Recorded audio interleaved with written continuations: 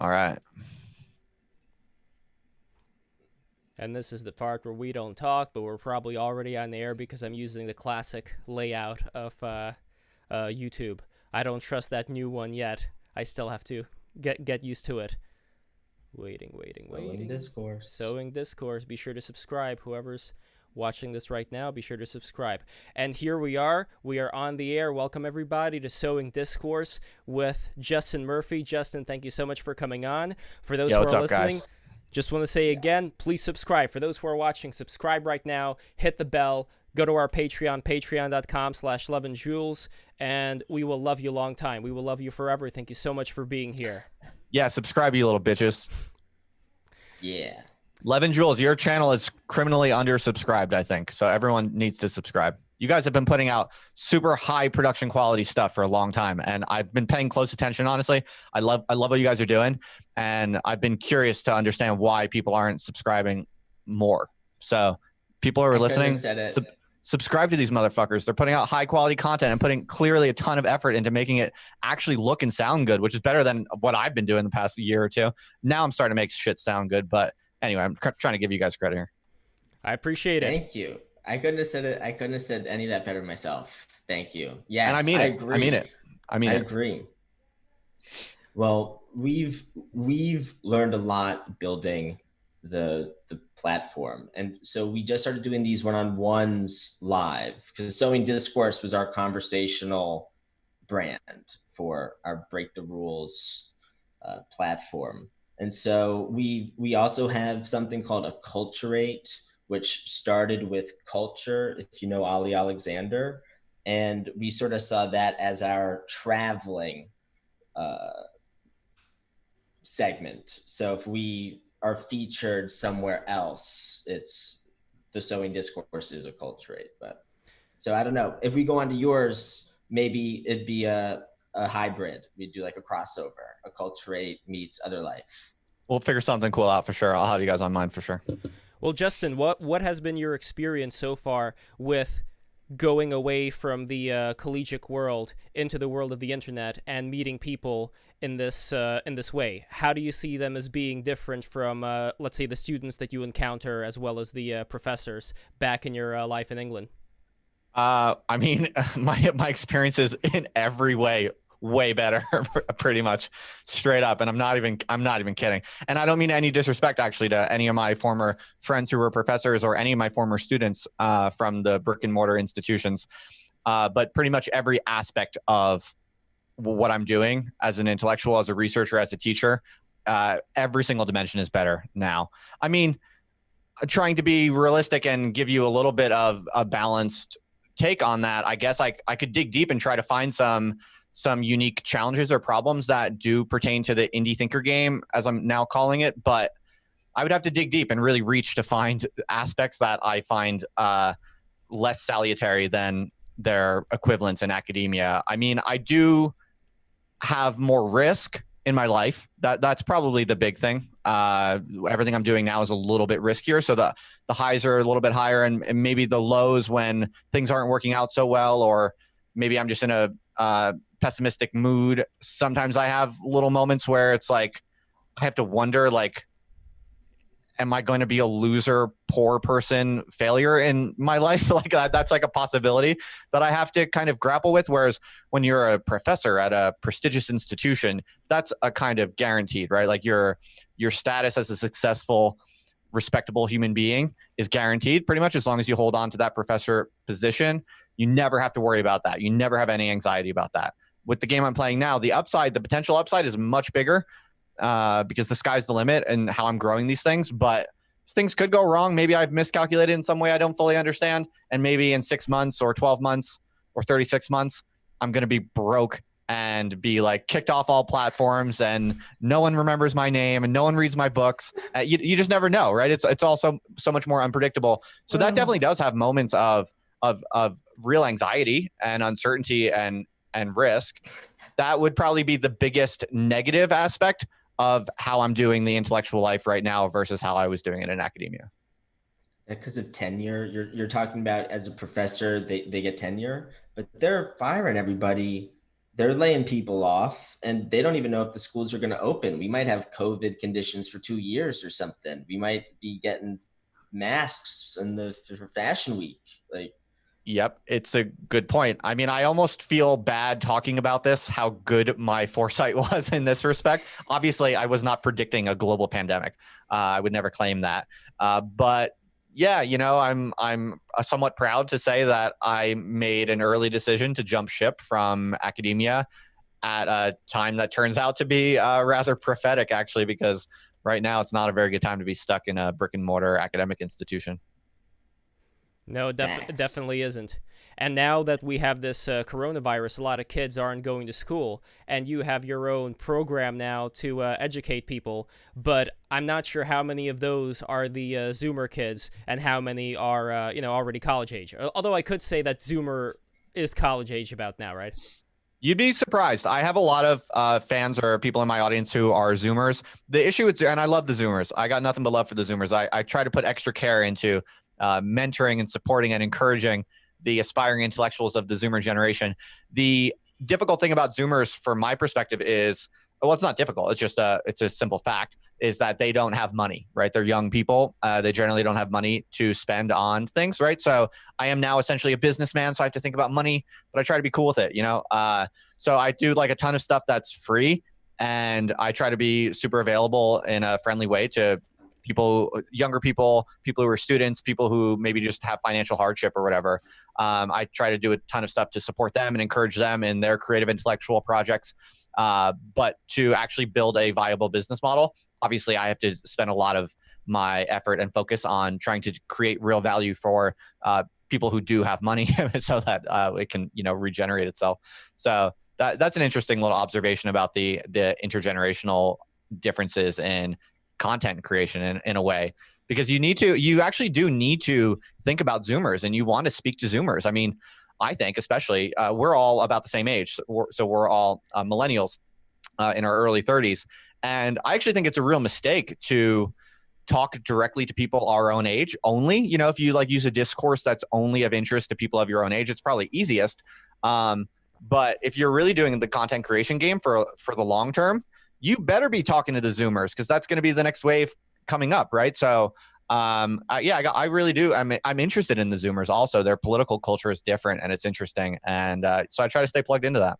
I like Styx's approach, Styx Hexenhammer 666, who says that he is a spiritual Zoomer. He identifies a lot more with the Zoomers than he does with the Millennials, who he considers to be just a lot of bootlicking going on as far as big tech goes. And he sees a lot of the trends that are going on right now with Millennials as being kind of dinosaurish when it comes to what's coming up next. But that's another thing that I would really love to get into. Where do you see the trends going as far as, like this whole based Gen Z? I don't know how much of that is in fact the case, and how much of it is going to be a lot more pink hair down the road.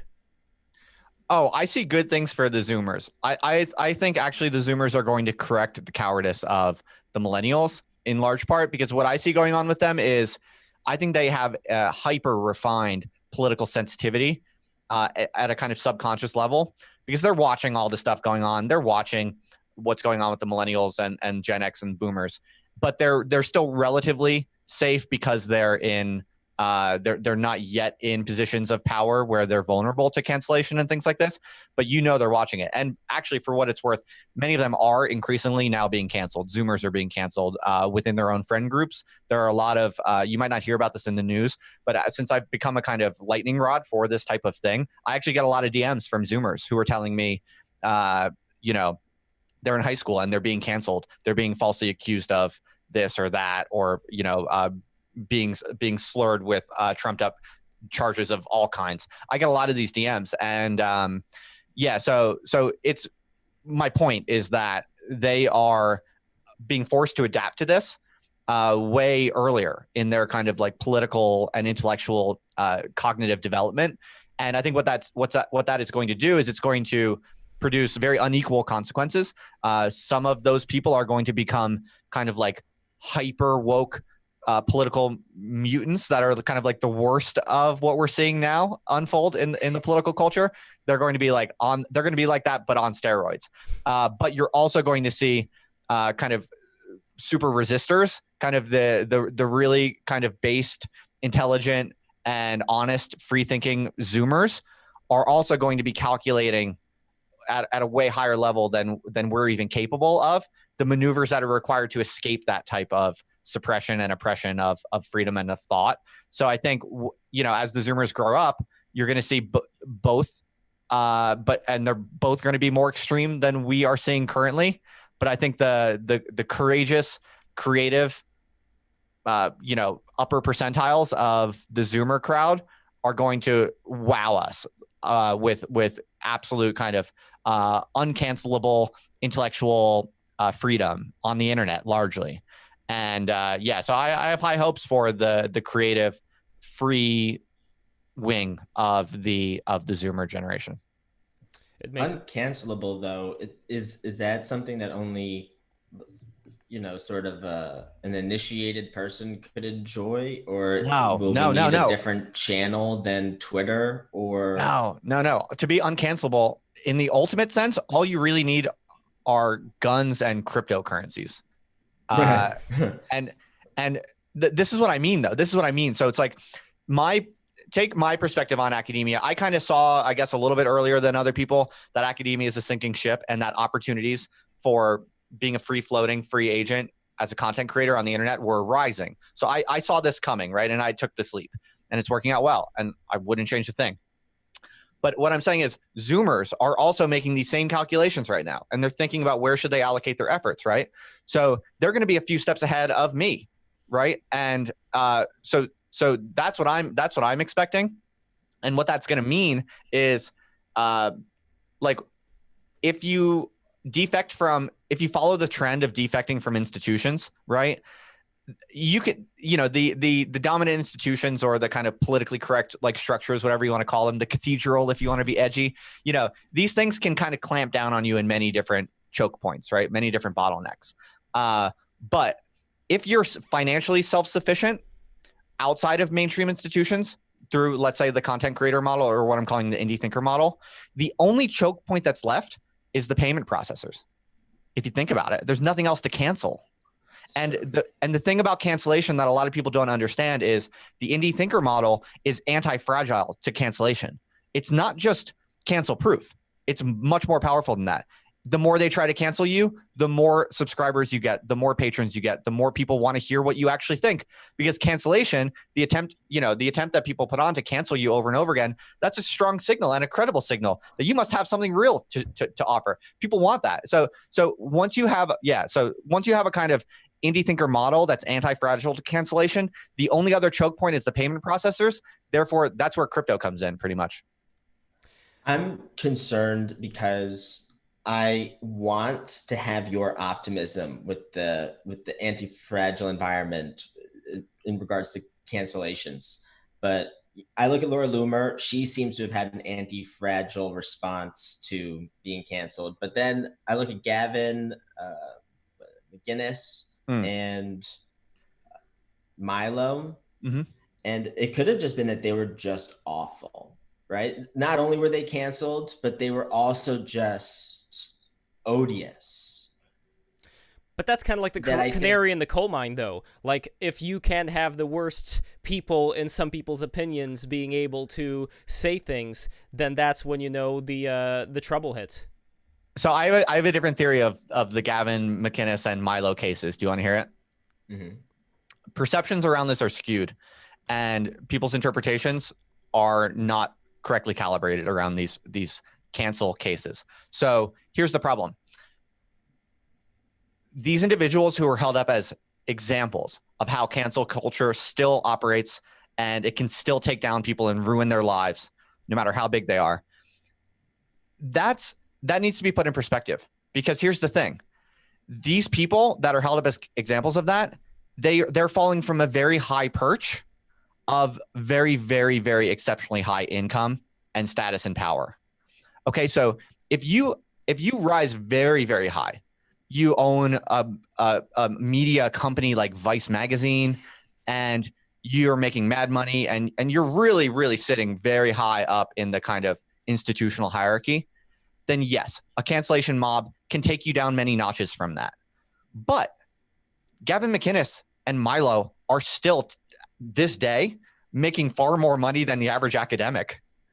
Okay. Milo's in debt. Milo's in debt, $2 million. Okay. No. Well, that refers obviously to other kind of personal choices that he may or may not have made, other which may or may not have been wise. But in terms of income, let's focus on income.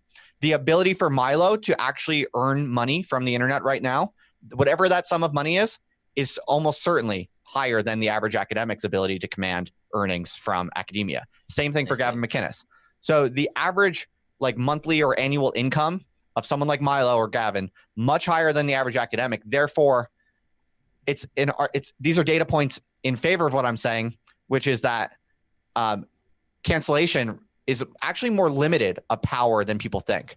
If your comparison case is working as a normal person in mainstream institutions. So we have a question from like saying. Well, hold on one second. We have a question from Zach Blackwood, who's going to be joining us later on. What does money matter if you have no platform? Is the goal financial success or advancing your point in the discourse? Say it again. What does money matter if? If you have no platform. Is the goal financial success or advancing your point in the discourse? Okay. Well, I hear those as two separate questions. It's not obvious to me that they're necessarily logically implied in each other. I think platform is just as invulnerable ultimately as the financial prospects. So, I mean, I don't see anyone whose ability to actually speak their truth being fundamentally blocked. I don't see that really anywhere. So I don't really see that as different or a trade-off there. And in some sense, I think if all you care about is getting your message out, if all you care about is actually saying what you think over the course of your life to the greatest of your ability, I see no real threats to that in the long run. That's my instinct there. As for the relationship between money and getting the message out, one of the most interesting and cool things to me about going free agent on the open market as an intellectual is the ways in which getting my message out and making money are incredibly highly correlated. You know, that's just how it looks to me. And I think I'm not convinced there's a trade-off there. Maybe they could say more about their thesis embedded in that question, or someone else could riff on it if you guys want to. When you say free agent, it sounds like you're looking for a Monsanto deal or something. Like you're as a free agent intellectual. I know that's not what you meant. I was using it loosely. Like, how can intellectuals make money? Because I would love to have a happy set of circumstances where there's a brand or something that I'm all about, I love, I've gone through it, and then they say, hey, we'd love for you to talk about it. It doesn't have to be like Aaron Eckhart and Thank You for Smoking, or like Jordan Peterson with Monsanto. But I guess intellectuals can start thinking of themselves as free agents in this.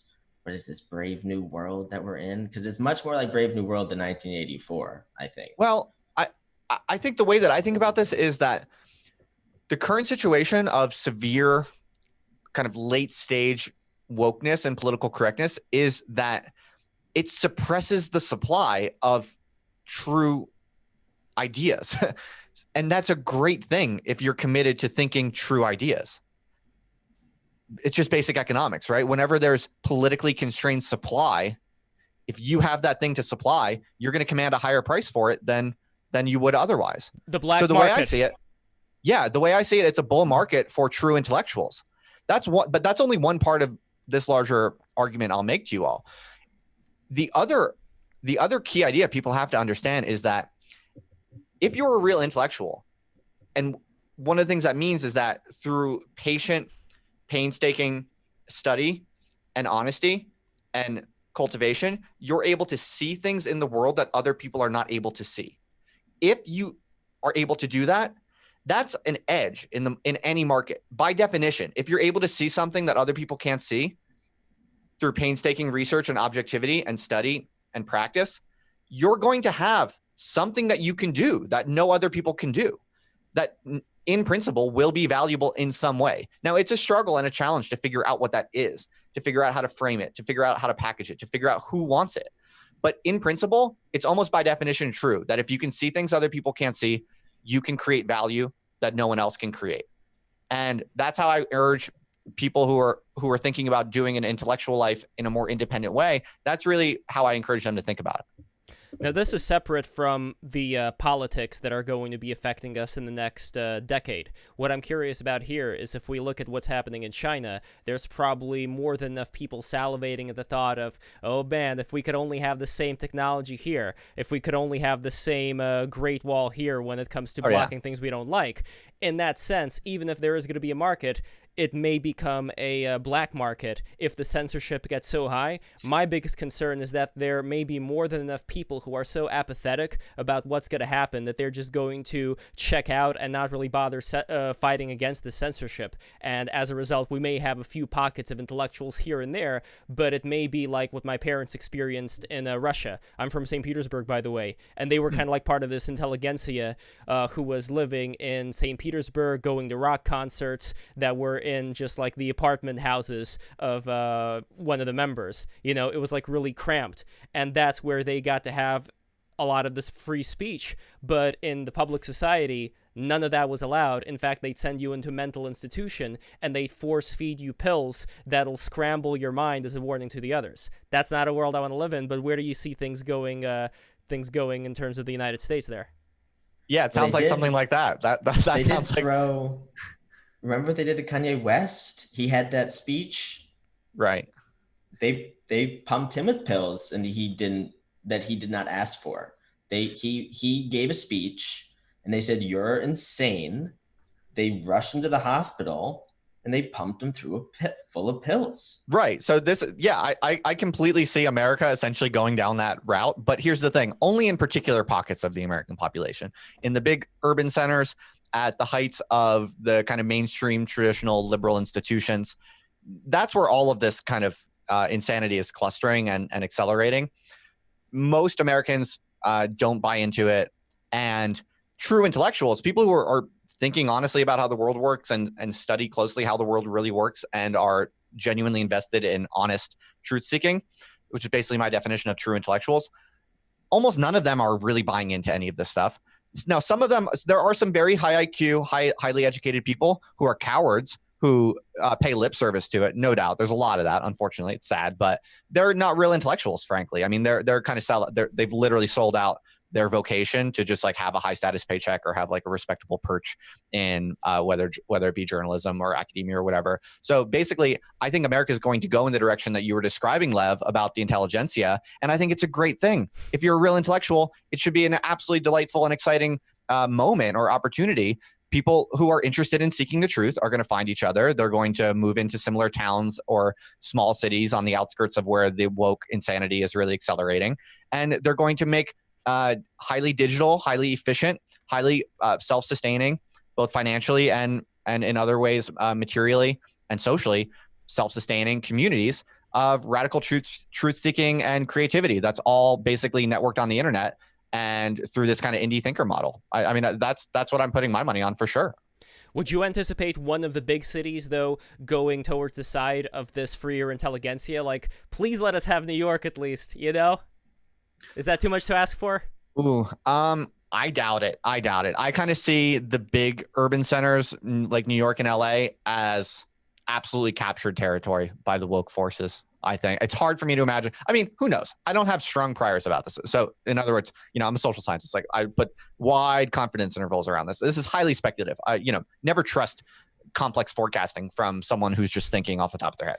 I'm just giving you my impressions and my best guesses. So with that said, I personally tend to see the big urban centers as I write them off as completely defeated, captured territories. Personally, I mean, I'll visit them. I'm happy to visit them, but as places where a truly revivified intellectual and creative culture is going to occur, I just can't imagine it for many reasons. One of the main ones being the banal reason of just high rent prices and things like that.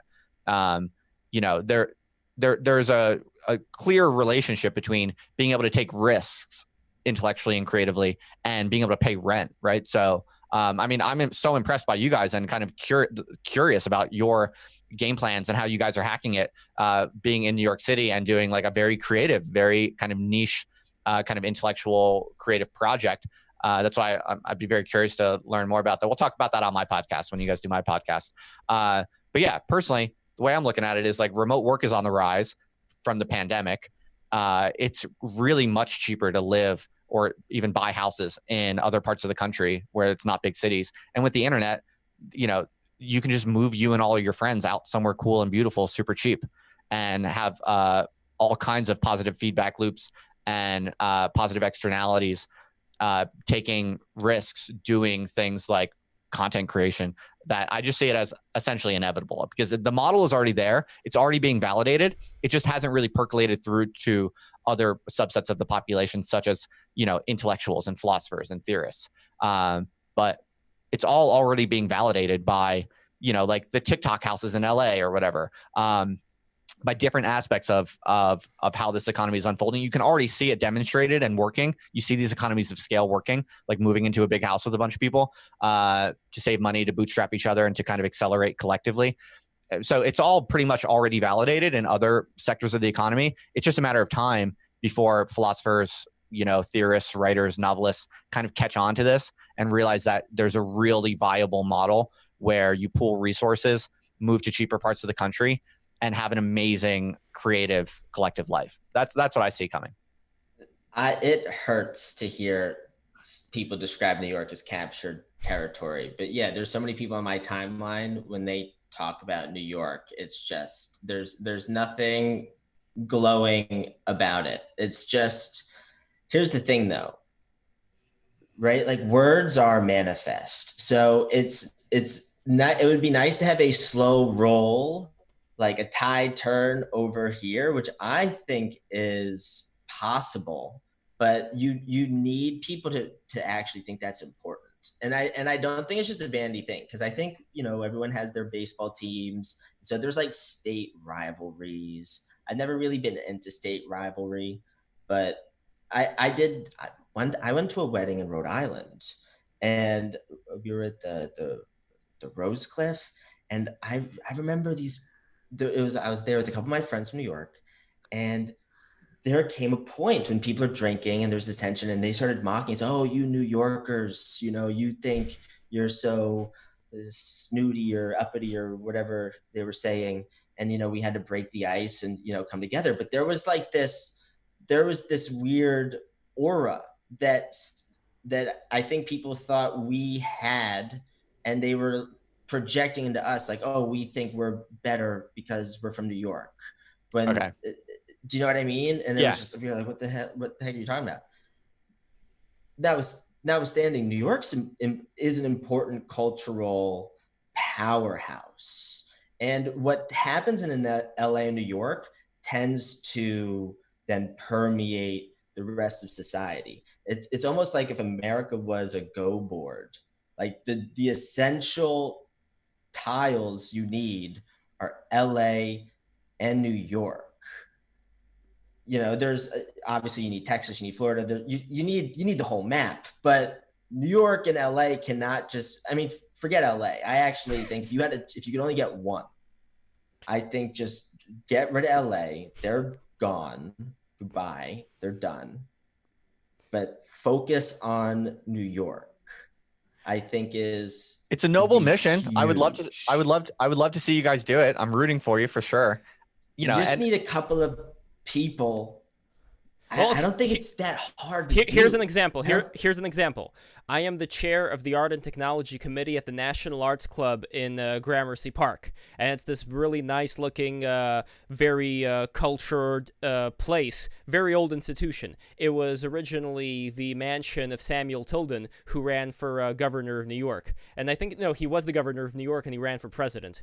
And, you know, it's a very beautiful place. Unfortunately, their fireplaces don't work, not like the Players Club, which does, and I would love to fix that in the future. But anyway, we get a lot of different people who come there for events. When I became the chair, I started doing events with, I did an event with Bill Ottman from Minds.com called Gathering of the Minds, where we got together Tim Pool, Styx Hexenhammer 666, Lionel, we got a lot of very interesting people to come on and talk about censorship. Now, as far as how much of an impact that made, I don't know, but I really think that most people, they don't really think rationally, like Jonathan Haidt talks about in his various experiments.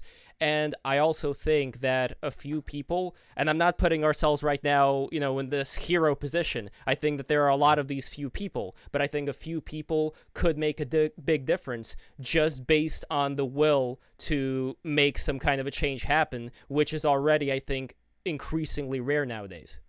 For sure. Look, I should have clarified what I meant. I feel like I maybe hit a nerve, which I didn't mean to hit. Which, obviously New York is a huge city. There's always going to be some non-trivial number of people doing really cool, creative, badass shit in New York City. So of course that's true. I'm not disputing that at all. I was gearing my comment more towards the next epicenters of kind of radically creative, bubbling up cultures.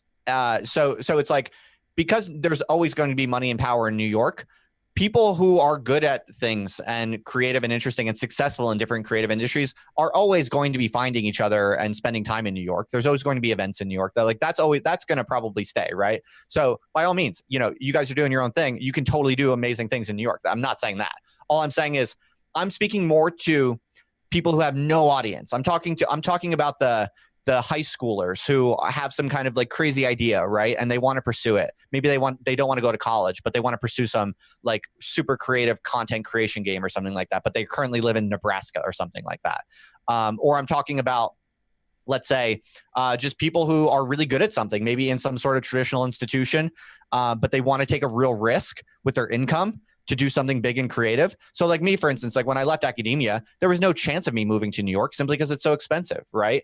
But there's going to be more and more people like me who make a decent income in a traditional institution, and they're going to want to go somewhere interesting, cool, fun, and cheap so that they can take a risk with, let's say, they want to quit their high-paying institutional job to spend 1 year to see if they can make it as a weird, creative internet free agent cobbling together different income streams. Those people are not going to go to New York, obviously. That's not going to be the place to do high-risk creative projects. That's all I'm really getting at. That New York became New York as we know it in part because in the 1970s, it was a fucking bombed out war zone, and people like Patti Smith were willing to live next to like actual fucking crack addicts in like shithole apartments.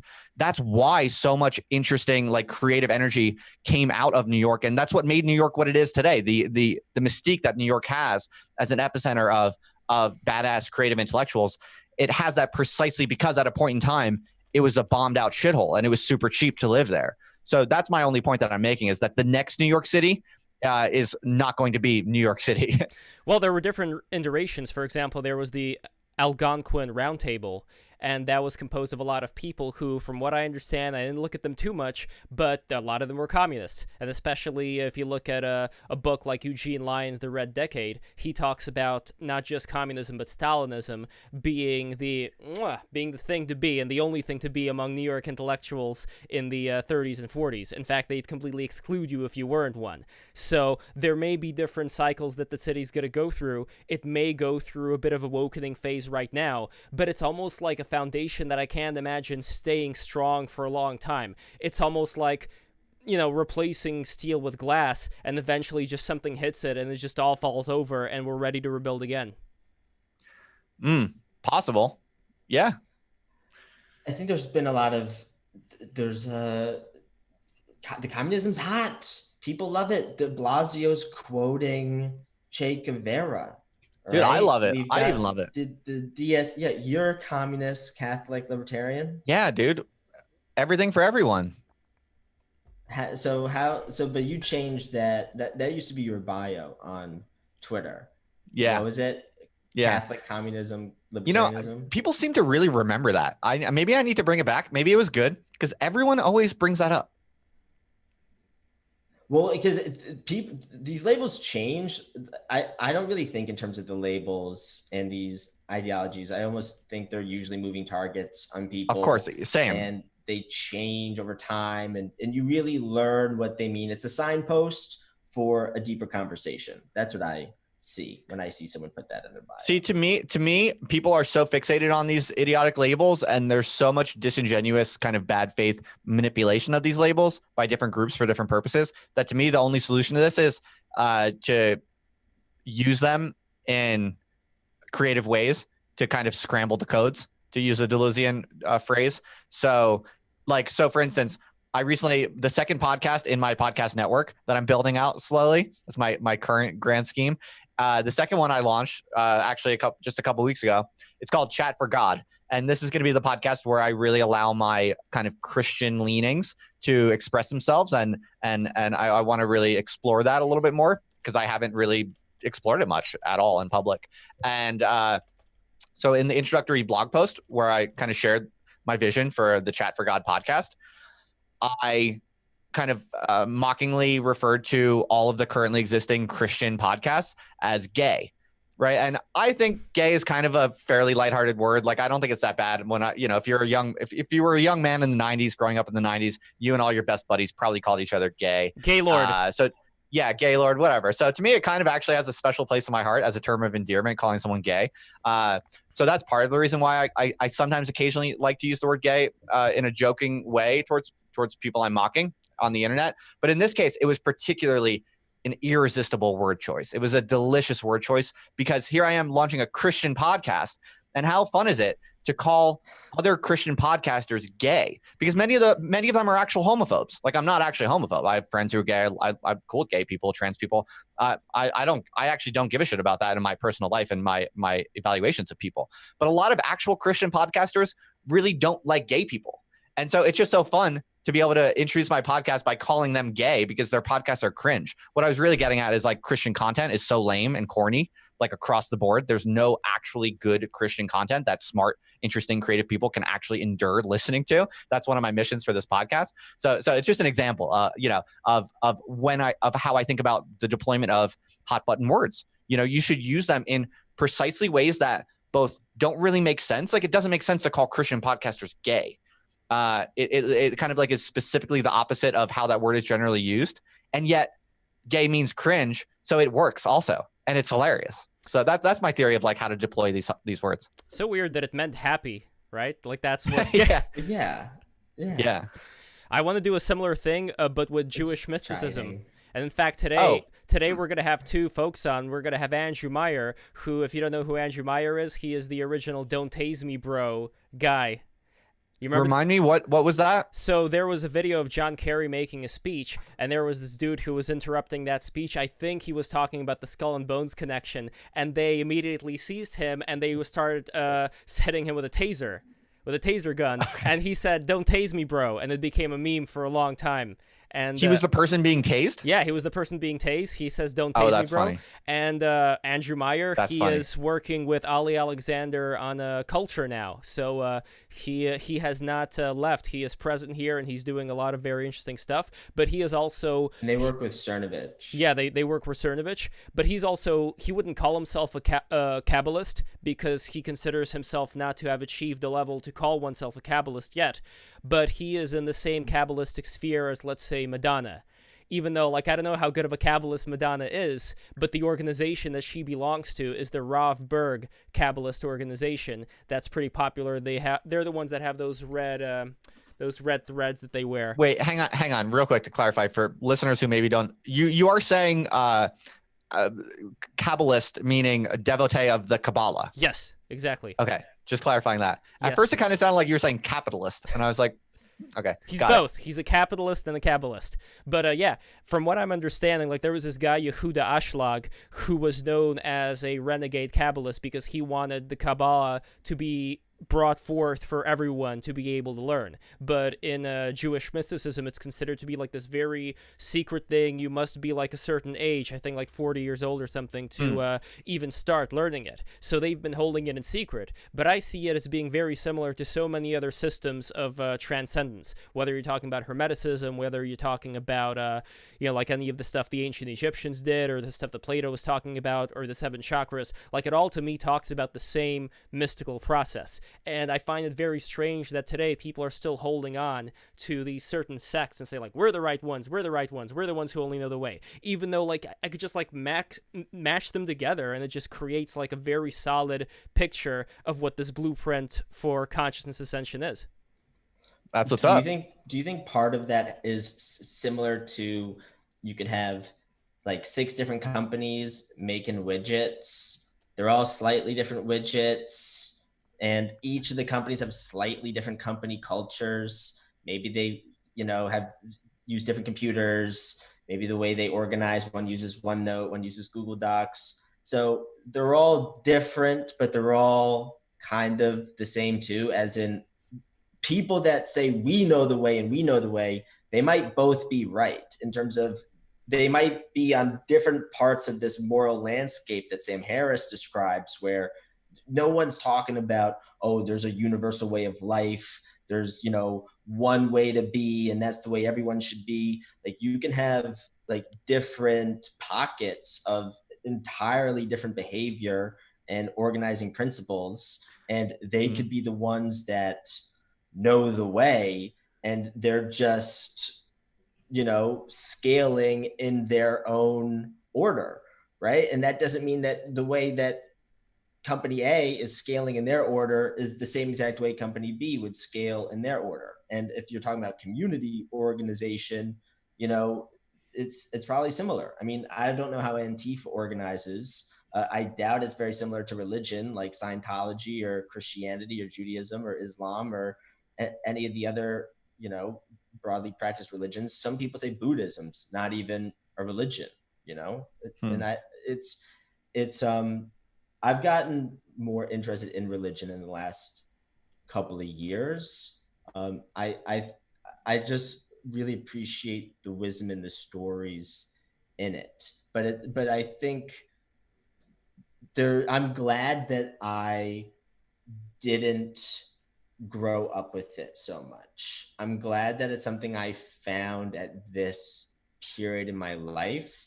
I think I've seen a lot of cases when I think mysticism and obfuscated writing, things with lots of paradoxes, I think can really mess people up, actually, especially in the cultural climate that we're in.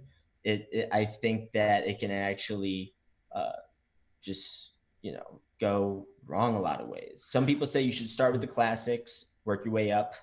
I think it doesn't work, because if you just think about common speak, plain speak, what people are reading in the paper today, there's no way you'd be able to start with the classics. Well, I don't know. That's Justin, literally how you would. Should you we have to start work with your the way classics? back.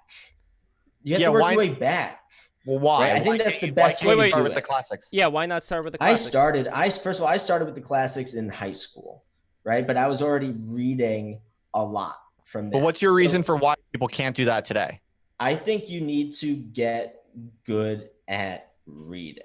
As in, I think you need an experience of, there are people that have not started reading until they're 20. I've spoken to people that don't read books. They'll say plainly, I don't read books.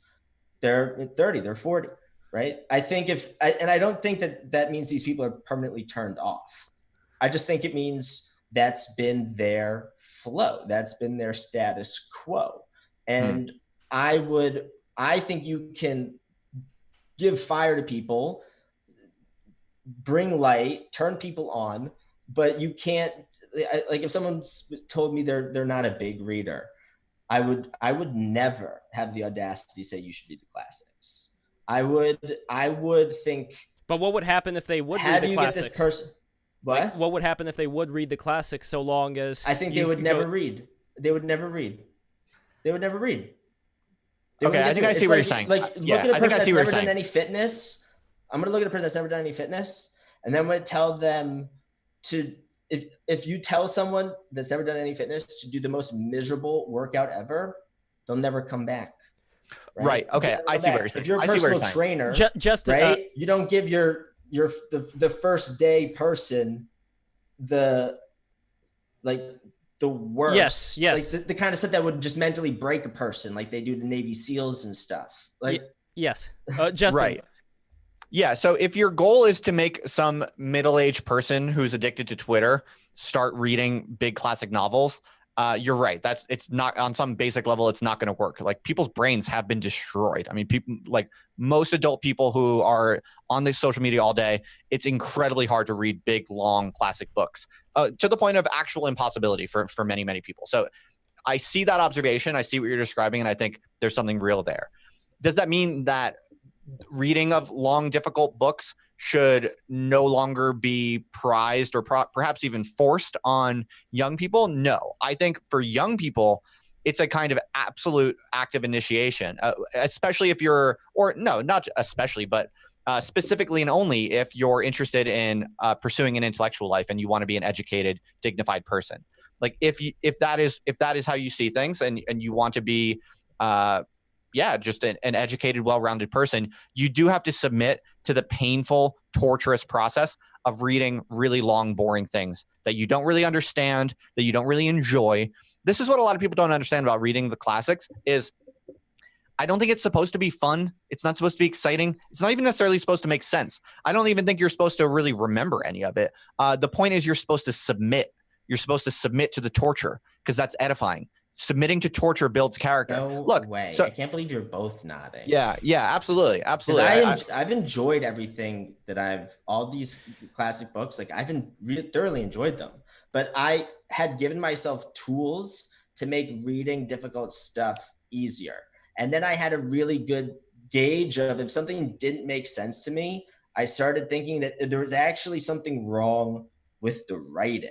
Because I had trained with lawyers at Cardozo Law School. I had like 30 people writing agreements for me. I had read 3 books on law. I had negotiated international contracts. Like, I had contracts translated from Italian to English, and I'm negotiating these things to people that speak Italian. And then I'm reading classics, and I'm going, if this book is not making sense to me, maybe there's really something wrong with this author. And Steven Pinker said it beautifully in his Sense of Style, that good writing makes the reader feel like a genius, and bad writing makes the writer feel like a genius. Right, but bad writing makes your brain work harder and better, and forces you to be more creative to actually make sense out of the difficult writing. I think you're better off. Sorry. No, it's like okay. on Reddit, or like, I'm in a chaos magic group on Facebook, and these people are inane. Like, they don't make any sense. They speak in gibberish. And I've gotten more from that than from reading some of this hardcore left literature. Okay, but that's a different thing, right? Initially we were talking, like, when I said bad writing, I was talking about the difficult prose of like Victorian novelists or whatever. So I don't mean bad in a technical sense. I mean bad in the sense of, to our sensibilities, Jane Austen is just not a very like pleasing diction for us to like listen to or to interpret cognitively, right? So that's what I meant by. So in any event, I think what's at stake here, what you're getting at, which I understand, is that over time, if you commit to reading long books that are difficult, over time you can develop more of a capacity for it, and you can actually understand more, and you can enjoy it more. It can be a kind of cultivated pleasure. But I think for young people, like the young person, let's say, and when I say young, I mean, let's say between 15 and 25, let's say, when the prefrontal cortex basically is fully developed at 25. For that critical time period of one's life, you try to pick up a famous classic novel, a big book, let's say like the Brothers Karamazov, and you try to read that. Whether you've been on the internet or not, it's fucking hard. It's not going to make much sense for the first 100 pages. Even by the time you're done with it, you're going to basically understand some basic story and some of the subplots. But all of the riches that you hear about being stored in a book like this, all of what makes it amazing, you're not going to be able to access 1/10 of it. And it's just going to be, for the most part, for all intents and purposes, the phenomenological experience of reading the Brothers Karamazov when you're 18 is going to be torture. It's a matter of locking yourself to the desk and forcing yourself to do it. And one more thing I want to add on this, actually. The real reason you do it is for status. So when you say, and I'm using the Brothers Karamazov as an example because it's one of the big books I remember plowing through when I was at university, when I was an undergraduate student. So around 18 years old, I I read every single word of the Brothers Karamazov from front to back. Okay. I could not tell you one fact from that book. I don't remember an ounce of it. I remember the one guy's name, maybe. The one famous one? I can't even recall it right now. Wow. Okay, so that's like one data point, right? You don't remember any of this stuff. You don't retain any of it. I think that's a basic fact for most people. One fact there. The second fact is I remember feeling like I enjoyed it. I remember feeling like, oh, this is exciting to read this. But I wasn't interested or enjoying. I wasn't enjoying the plot. I was enjoying. Are you ready for it? The fact that I was the type of person who could read the Brothers Karamazov. It felt powerful. It felt high status. It felt, when I'm done with this 800-page book, I'm going to feel superior to all of my peers who are out drinking. That's why you read big books. And this isn't a critique of the practice. This is a defense of it. This is why it's good to do it. This is why young people should force themselves to do it, because it is a legitimate status claim. It is a credible signal of your patience and your discipline. And it's worth doing for that reason alone. But let's be honest about what the real reason is. But you're right about the layering. Pitch. This is the worst pitch. This is. Well, you guys could just change the topic. I don't know how we even got on this. I love this. Hold on. I love this topic. I'm sorry. We can change the subject. Oh, I don't care. I'm enjoying it. I just want to say real quick about the layering approach. This is what I found when I was reading Vladimir Nabokov's Lolita. When I read it when I was much younger, I only got this level, but then as I kept reading it years and years and years onwards, there's all these other things that I started to discover that I had zero idea about. Kind of like when you watch Animaniacs for the first time as a kid, you don't really pick up on the dirty jokes. So that's a good point. The thing is, that takes mad time, though, to reread books. My mom does it all the time with War and Peace. She always reads War and Peace, like all the time. I think if you build up, I think some people just get really good at reading. They just read that much, and so they're able to retain more and more as well.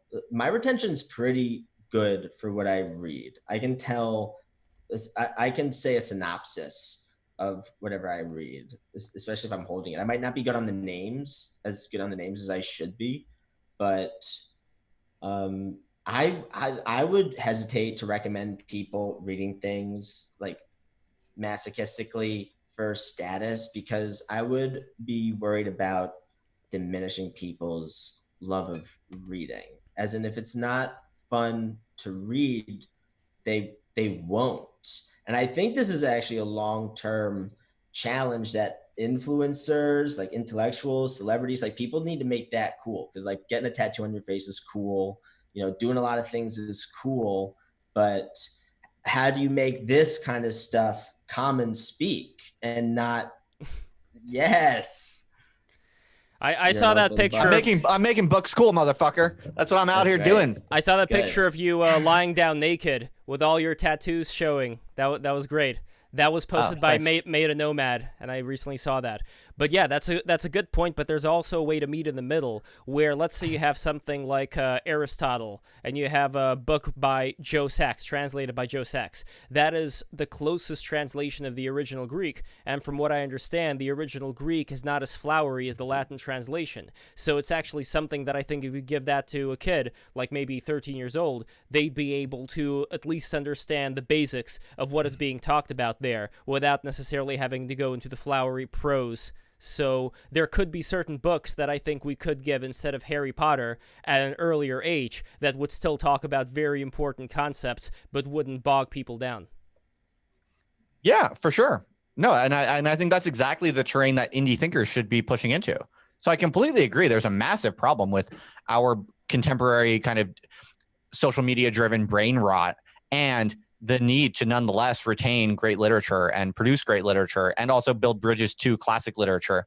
That's a huge terrain of work that needs to be done. Yeah, and not many people are doing it, but it's doable for sure. And frankly, I mean, that's one of the things I want to do. I mean, I'm committed to doing high level intellectual work. And if I ended up spending the rest of my life writing kind of short introductions to other books, that I would consider that a failure of my intellectual life.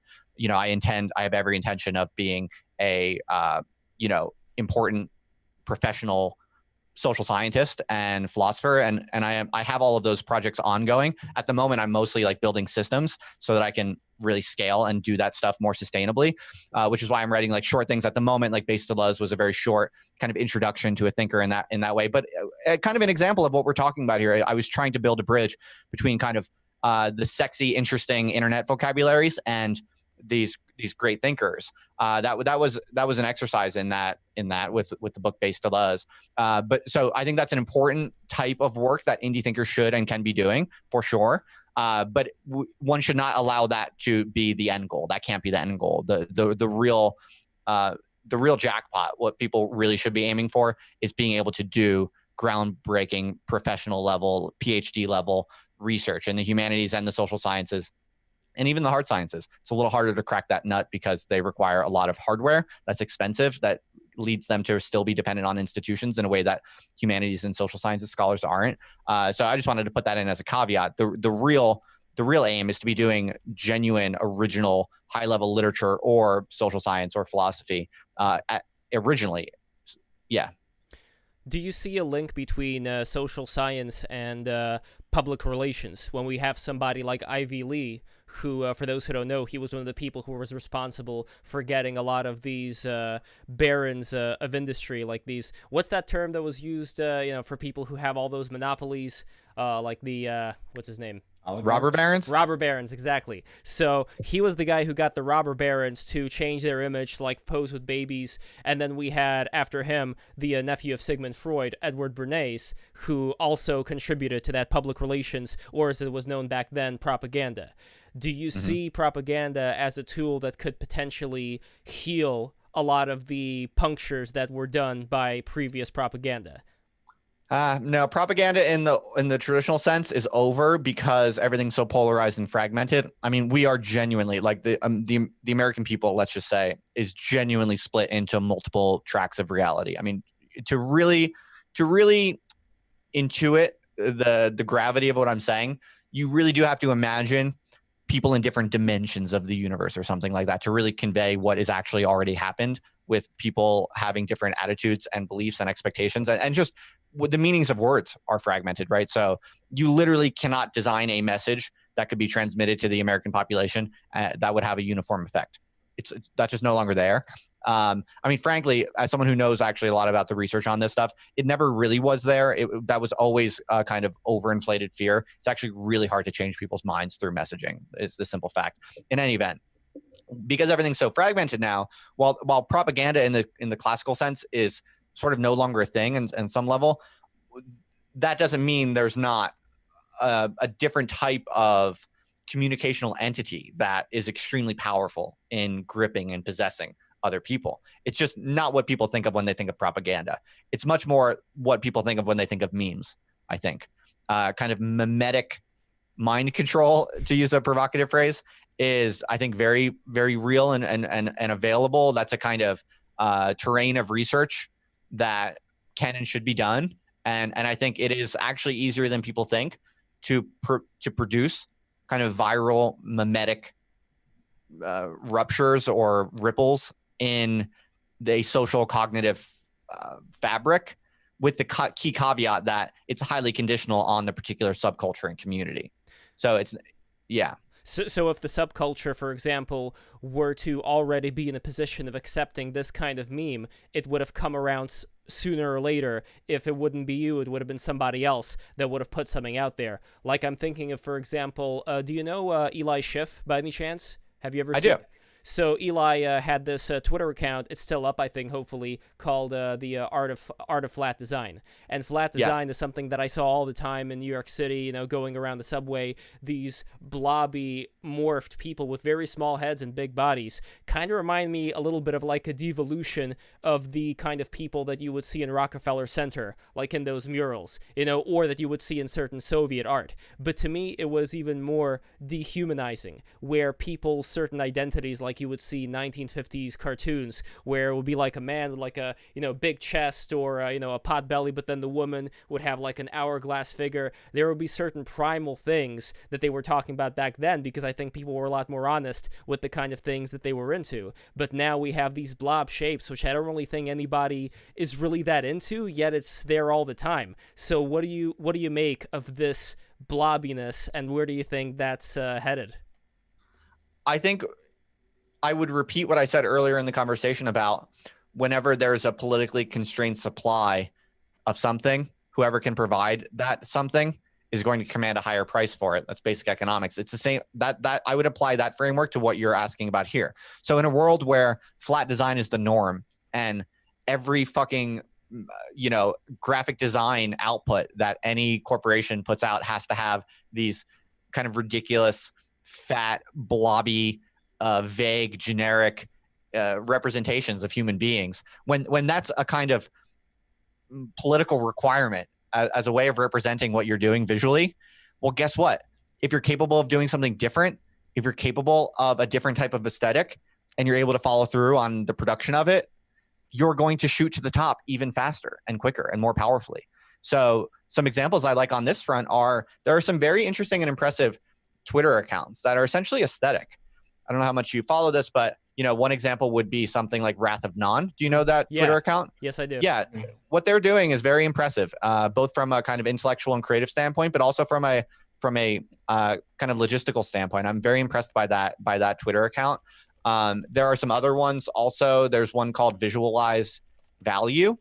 There are very clever people who are good at design or just good at some sort of aesthetic sensibility, which is not particularly philosophical necessarily, or it's not. It's primarily aesthetic. Their real expertise and specialization is a kind of aesthetic sensibility that does not get expression in the current kind of dominant modes. And by simply drilling down into that and cultivating it and basically finding all of the content they can that reflects that, and also creating all of the content that they can that reflects that, you get a Twitter feed going where you post something new and high quality every day, it's going to take off. And that's why Wrath of Non has a ton of followers. That's why there are more and more of these types of accounts. So that's my response to the problem of flat design. And I think for Eli, he and I are friendly. We've talked actually a fair bit. So I think for someone like Eli, who has a critique of some sort of systematic problem in the design world, the solution is to do the opposite, is to bring into the world that which you think is being neglected. Now, the bottleneck for people like Eli, and I won't say anything about Eli, it's not about him personally, but I know enough about him and his situation to know what's kind of going on there, is he makes a good living from an institution. That's the real problem here. He's not really able or willing, and I don't fault him. It's just I don't know enough about his life to say, but for whatever reason, he's not able or willing to go all in on the production of that which he believes should be produced. Whereas someone like Wrath of Non is like going hardcore, just churning out amazing tweets of beautiful pictures combined with really impressive, interesting historical insight and commentary. And so it's like, if you're able to go all in, you can rise to the top. But if you still have one foot in the institutions, so you have to hedge constantly, and you're not really able to to bring into the world what it is you think is being neglected, then of course you're not going to really be able to win. For designers, though, what's the alternative? Is Wrath of Non an anonymous account? Yeah, I think so. I've been thinking about making an anonymous account because I've wanted to because my sample size for brute forcing Twitter is pretty much limited to me. But I think that there are, first of all, my algorithm might be broken at this point. Like my Spotify algorithm is totally broken. Like I want a new Spotify. Like I can't delete the algorithm. It's just like I have to re-groom my Spotify algorithm now. Like I should just put it on a playlist and just like walk away. It's frustrating. But I wonder what I would learn from having an anonymous account. Like I wonder if I'd just be able to have like 100,000 followers. I think the key is that you have to have a really targeted idea of the concept, right? Because what you lose personality, right? And you lose a certain amount of credibility from not having a face. By going the inhuman kind of avatar pseudonym route, you lose the benefit of credibility and kind of human relatability, and the benefits of human personality. And those are real resources for getting traction and for people liking your content. So you lose those things. But what you gain, of course, is freedom if you're worried about political concerns and stuff like that. What you need to make it work is extra targeted concept. It's all concept. It's pure concept, really. So it better be targeted and it better be good. And if it is, you can. It's a great model and it's really impressive and cool, and more people are doing it. But if you don't have that very, very drilled down, precise concept, and you don't have a ton of content to churn out about that concept that reflects that concept, then I think the pseudonym avatar route is an inferior route personally. Yeah, my Twitter for the longest time I was treating it conceptually like a Drudge Report. Like it was really designed for people not even on Twitter. It was more for like wallflowers, and I was inspired by a history teacher I had in 7th grade who told us his best student ever, because every week he had a current events quiz. His best student always got a 100 on the current events quiz. He asked him, how'd you do it? And he said that he never read the newspaper. All he would do is read the headlines. But just the act of reading only headlines religiously every day, that he had a better sense of what was going on in the news than people who read a couple of in-depth articles, like, or just a couple of papers, but exhaustively, right? That because and I learned a similar strategy to figuring out what's going on in the world just by walking through bookstores. And if you look at the books on display that are curated, think of them like a Twitter feed. So because someone's job at this failing bookstore that's going to go out of business, and these people love books. These people are putting these books face front saying, we think this is like the important shit. Like this is the stuff that we wish more people knew about, right? And so you just walking through and you get a Twitter feed of the book titles, and it kind of gives you a sense of the weather a little bit. But that's decided by higher ups, right? That's actually I think it's a combination of things. I think that's true. That's true. I think it's a combination. Absolutely. That's right. That's a good point. So I also wanted to ask, before we bring our guests on, I wanted to ask about your faith, your Catholicism. I also went to a Catholic school. I don't know if you went to a Catholic school or not, but I went to Our Lady of Grace back in the day. It was a nice school. It was in Brooklyn. Yeah, I didn't go to a Catholic school. Well, actually, for the first 2 years, for first grade and for kindergarten, first grade and second grade, 3 years actually, I did go to a Catholic school, and I got picked on terribly. I was like the butt of the jokes. I somehow fell into the trap of being like the picked on kid. I was brutally picked on, and actually, I begged my parents to let me go to public school to escape the terrible social situation that I found myself in. Sadly, I don't know why. Wow. And public school was better.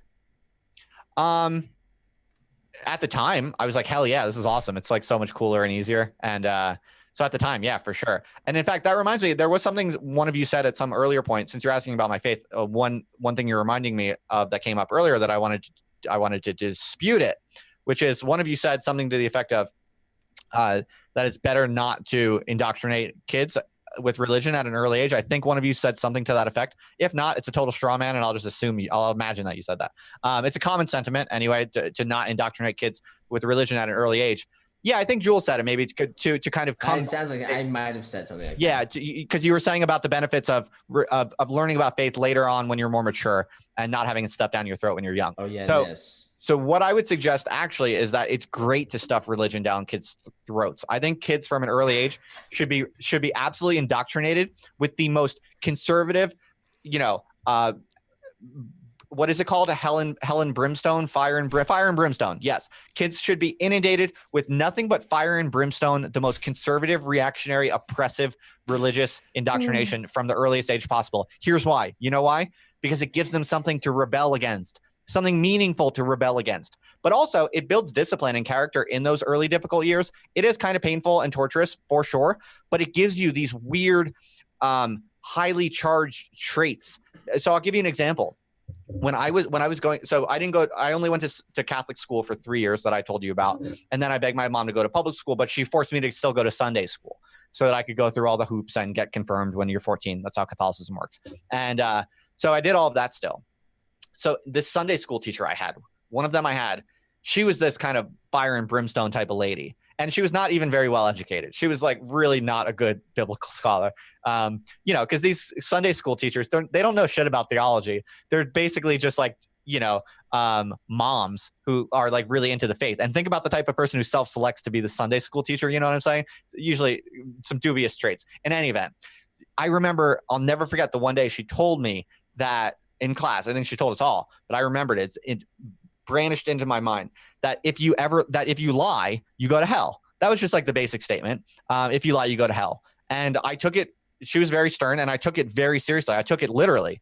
And I had a condition for like 2 years of my life. After that, it was actually a pretty like socially disruptive, personally disruptive condition. I would call it a condition where I was basically, I had paranoid delusions about lying, and I became obsessive, like obsessive compulsive, you might even say, about not lying. So I would do retarded shit. Like if I was in a conversation with an adult, or anyone really, but I remember some instances where I was in a conversation with an adult, like I was meeting for the first time.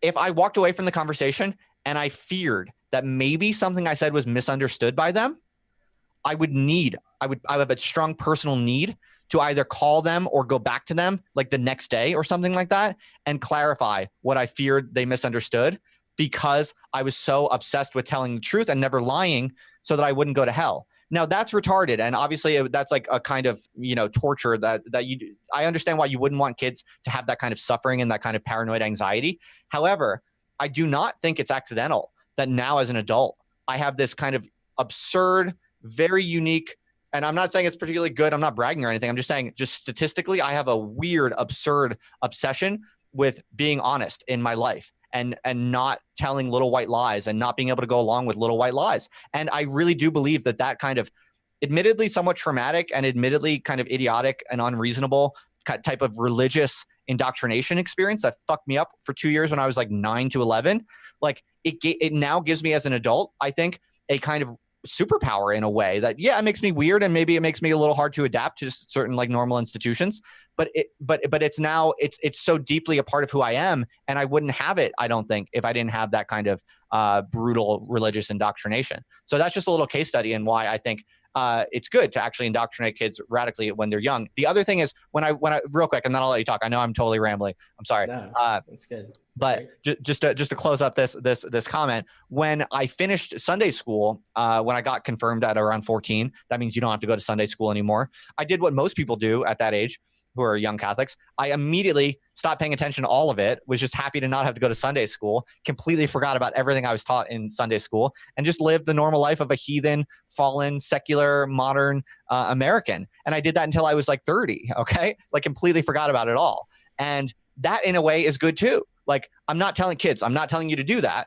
I'm telling, it's the job of the adult to tell kids, never do that. If you do that, you're going to go to hell. That's what you should tell kids like their whole life. But they're going to do it anyway. And their ability to do that is up to them. That's their journey. That's a good thing that they can do that. At least they have something meaningful to rebel against, so that when they're 30 and they actually realize the truth of reality, then they can choose on their own volition to return to what their parents gave them. And it makes them love their parents even more. And it makes the whole thing more coherent. It's a perfect holistic circle. That's the ideal, I think. The prodigal son. Very, sorry, that was really long. I know I'm like lecturing. I don't mean. No. This is what you are here for, man. This is amazing. This is why we have. Oh yeah, you're right. Thanks. So I wanted to bring in guests right now, although I wanted to quickly say one thing before I do so. If you ever heard of this guy Jason Reza Georgiani, I found out about him through this guy I met at this Iranian festival in Yonkers. And I find Georgiani's writing really interesting. I know that I've heard of him. He has kind of like a controversial past as far as being associated with figures in the alt-right sphere. But at the same time, what he says with his interviews with this really nice Jewish guy, Jeffrey Mushlove, who does a lot of these podcasts on supernatural things, is that he wanted to try to reform this movement from within, which I could understand. Like, there could be people who try to go in and change certain things to make things go in the right direction. But what I find really fascinating about what he wrote about in his book Iranian Leviathan is that, according to him, it was Islam as a psyop into Iran in order to act like a vaccination for the scientists and the scholars, because they had a version of Zoroastrianism which was very patriarchal, very heavy, very rule-based, and it was also something that, according to Georgiani, didn't enable the scientists to think beyond these limitations of Zoroastrianism. But when something like Islam was introduced, they started to get their gears moving and think of things outside of it, because they saw how authoritarian the structure was becoming. So it was in a way something that they could use to rebel against it as a result of seeing what it does. Yeah, I fuck with that. I like that. Hey, dudes, I gotta take a leak real bad. Can I do that real quick? Absolutely. And Cool. Be right back. While you are taking a leak, we're going to use this opportunity to bring in our guests. So we have John Nichols, Gio Panacchetti, and okay, we have. Oh, this is interesting. So we have 2 accounts of John Nichols, and one of them just got in here. I don't know if this is your phone or if this is your laptop, but welcome, John. How are you? Hi, how's it going, guys? It's going really well, John. Nice to meet you. So, John, could you tell us a little bit about yourself? Hold on, I'm getting a bunch of echo. So you may have your audio on. Let's make sure this is good. And we're going to be getting a lot more guests coming in later. So I just want to use this opportunity again to remind everybody who's watching this right now, all 24 of you, subscribe right now. I know that some of you have not subscribed, so please subscribe. Help us grow this thing. Look at the amazing guests that we have gotten so far. We have gotten Justin Murphy today, and it is a great honor to have him here. He's an incredibly smart, fascinating dude who I've been following for a really long time, and we're just going to keep getting more and more of these fantastic individuals here and create a virtual salon. And one of the titles of this video is talking about salons, about bringing people together in this virtual way. I don't know what's going to happen with New York City. I mean, fingers crossed, but I think it's a very interesting journey. What's going on? Yo! Got a lot of people in the house now. And now we're also having Verse Laloon coming in as well. Hey, Verse. Oh, I've talked with Verse before. I've talked with Gio and I've talked with Verse before. That's right. Yeah. How's it going? Good. This is the second half, so we're doing Q. I guess this is supposed to be the Q&A part, but I think it's better. It's just the freewheeling part. We can all just kind of bounce around. We were talking earlier. Justin Murphy wants to build a podcast platform. You want to do like a Barstool sports thing? I wouldn't say I'm trying to do a Barstool sports thing, although what you might be referring to is I have lately been inspired by the Barstool story. I only recently learned about that, and I actually, I have recently taken a lot of inspiration from it, for what it's worth. How did they? But they didn't even have a show before, right? They didn't even have a show. They just picked them and then made them big. What do you mean? The owner of Barstool Sports, didn't he just pick Sophia and Alexandra? Oh yeah, you're talking about that controversy. So I'm referring to the larger story of Barstool. Is this inside baseball? Should I maybe tell, if we're going to talk about this, should I go over it for listeners, or we want to move on to something else? No, definitely. I actually don't know about it. Yeah. Okay. So basically what Jules is referring to is I've recently been talking about expanding my operations into something more like a network, especially around the podcast. I've become interested in the idea of, what would it take to like DIY bootstrap a podcast network with no capital? I just got kind of interested in that. But the reason I got it, and so I actually have started doing that slowly. But that came from, I recently learned about the Barstool sports empire. And the reason I'm interested in it, I'll just give people a quick TLDR.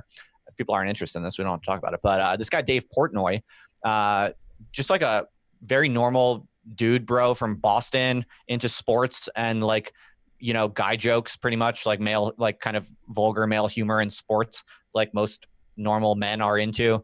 This guy from Boston basically built a media empire, which today is worth like millions and millions of dollars. But he built it like from scratch, from his like bedroom in Boston many years ago.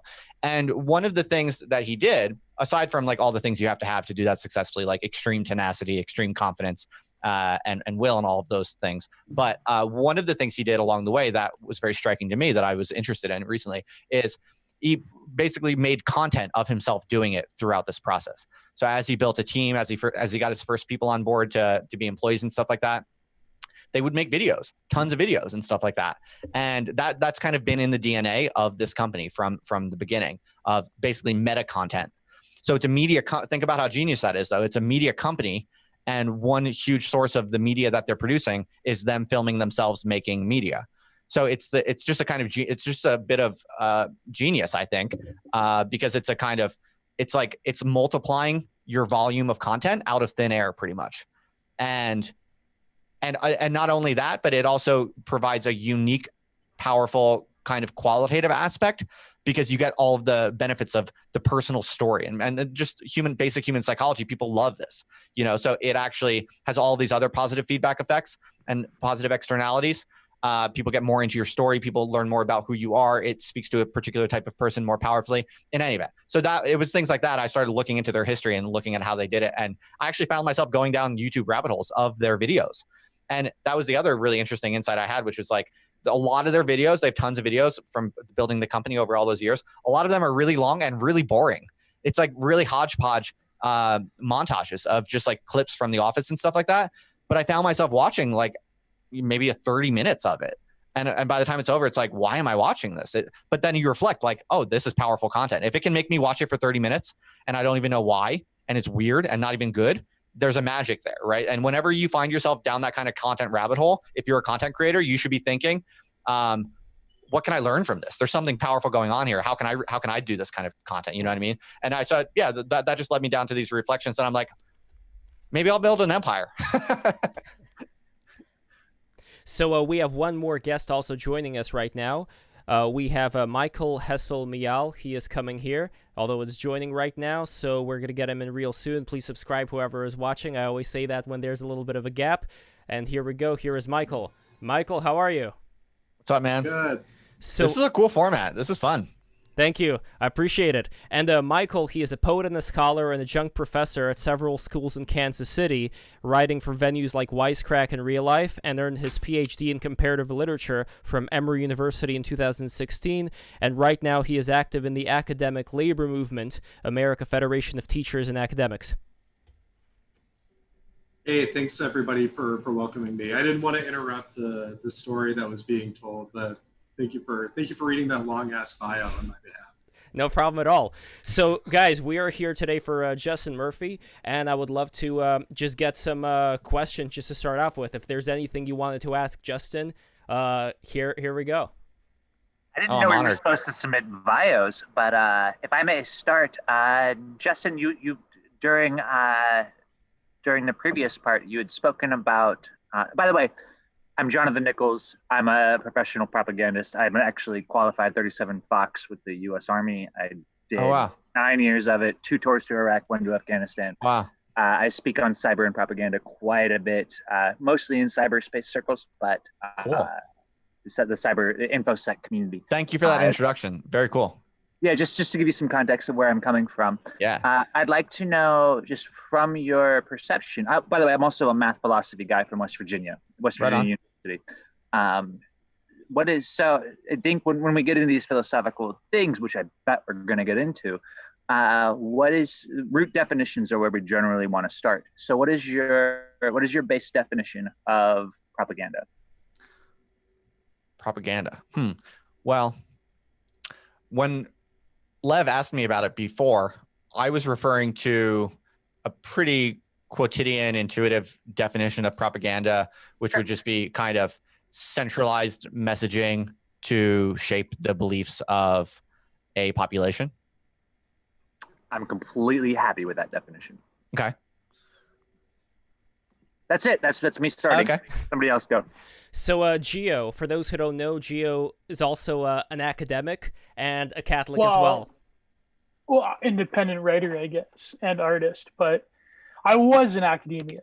But I think what I want to, it's interesting because me and Versa actually were having an exchange on Twitter, so I want to hear what he says. But what's up, Verse? I remember it. We talked before.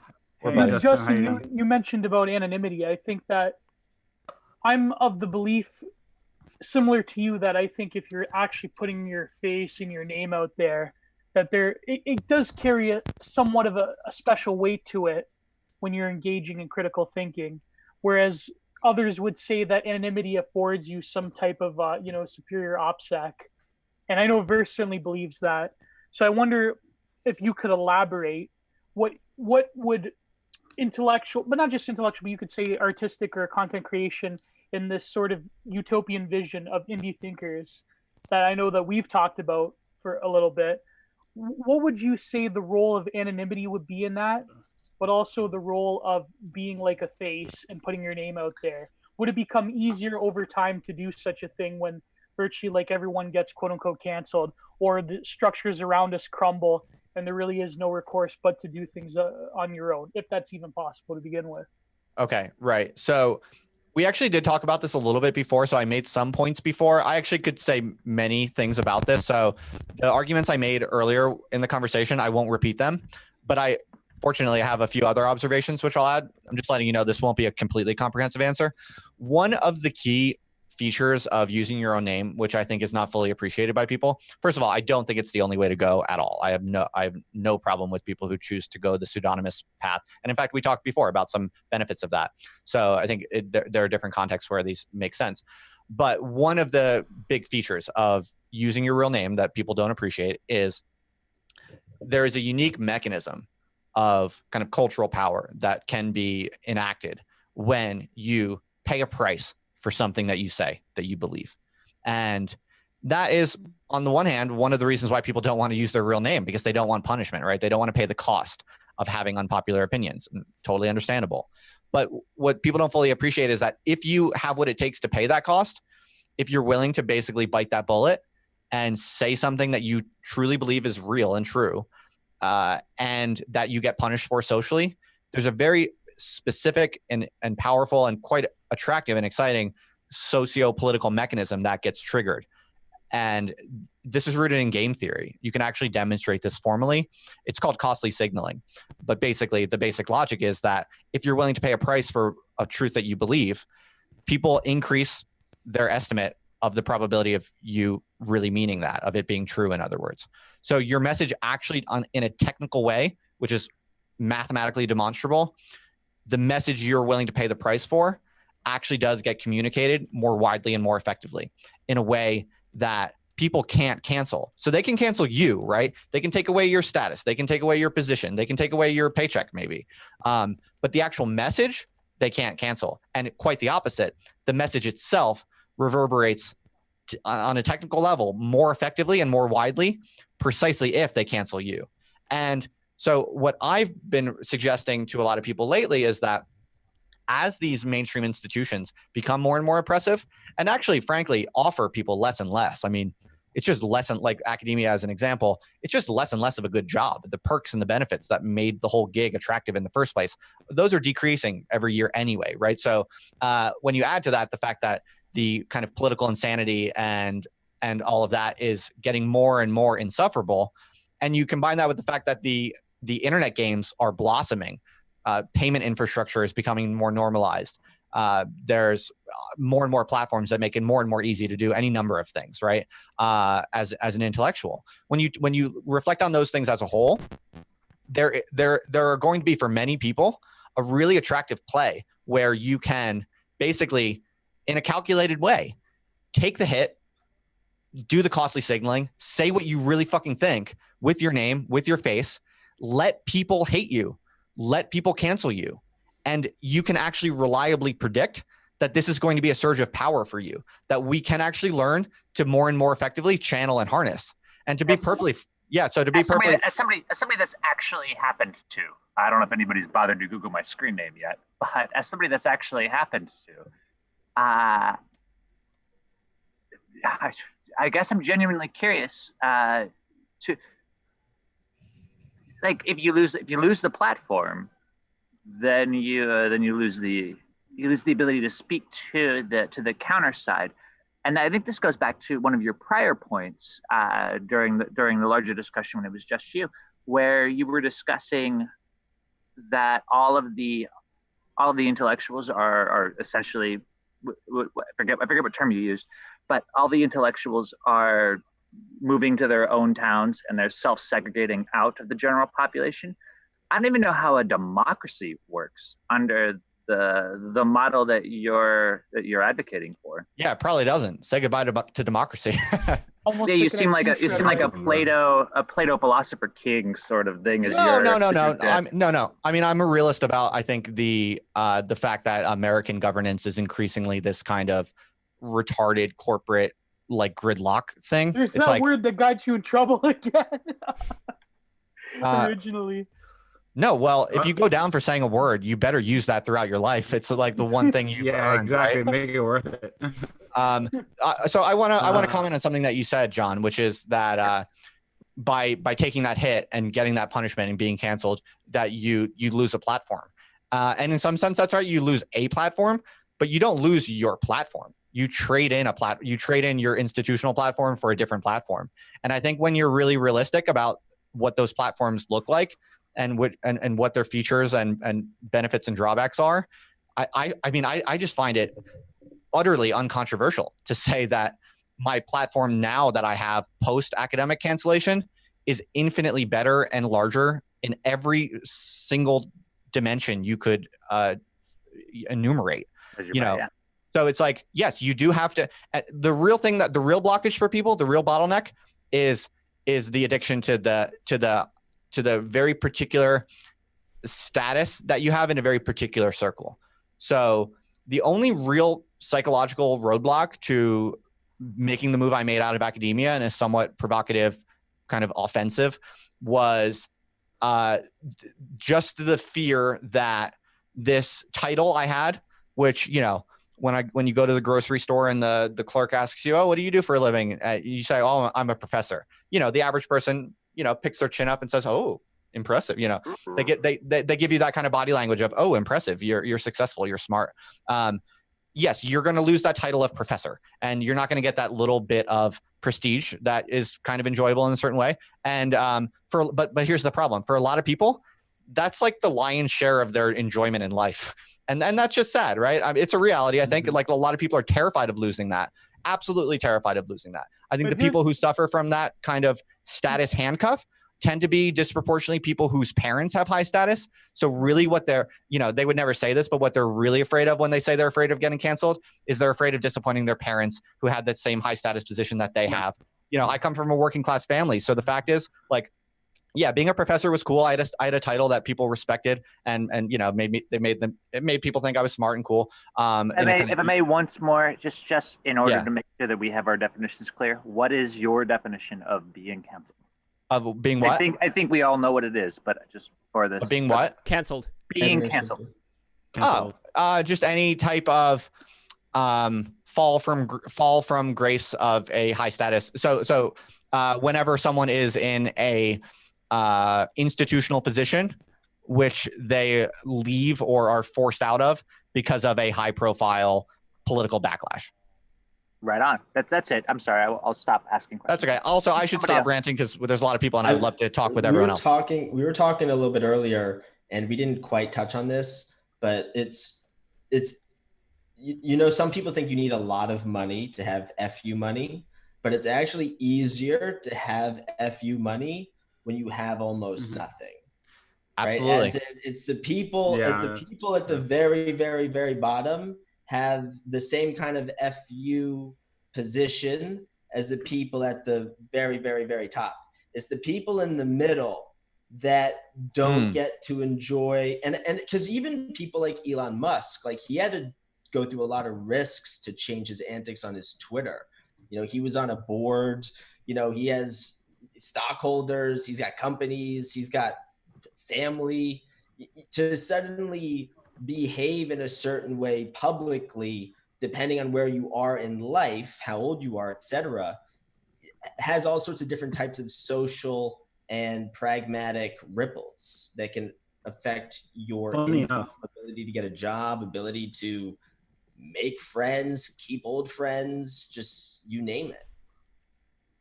Just the meme that in society is that like the point that Jules just made is the actual point of linking. You're coming in like a robot. You sound. We're not hearing you. Verse. You sound. You sound like Daft Punk. Just try changing your microphone. Oh, nice. One more time. 1 second. Give me 1 second. Yeah, I don't know if you guys are big fans of Daft Punk. I like all their albums. I think that they're great. And also after verse, I would love to hear from Michael as well. Michael, you're also a newcomer to this show here. I'm better now. It's still going in and out. Better now? Yeah. No, it's still going in and out. Still, yeah. Cell phone may be an option.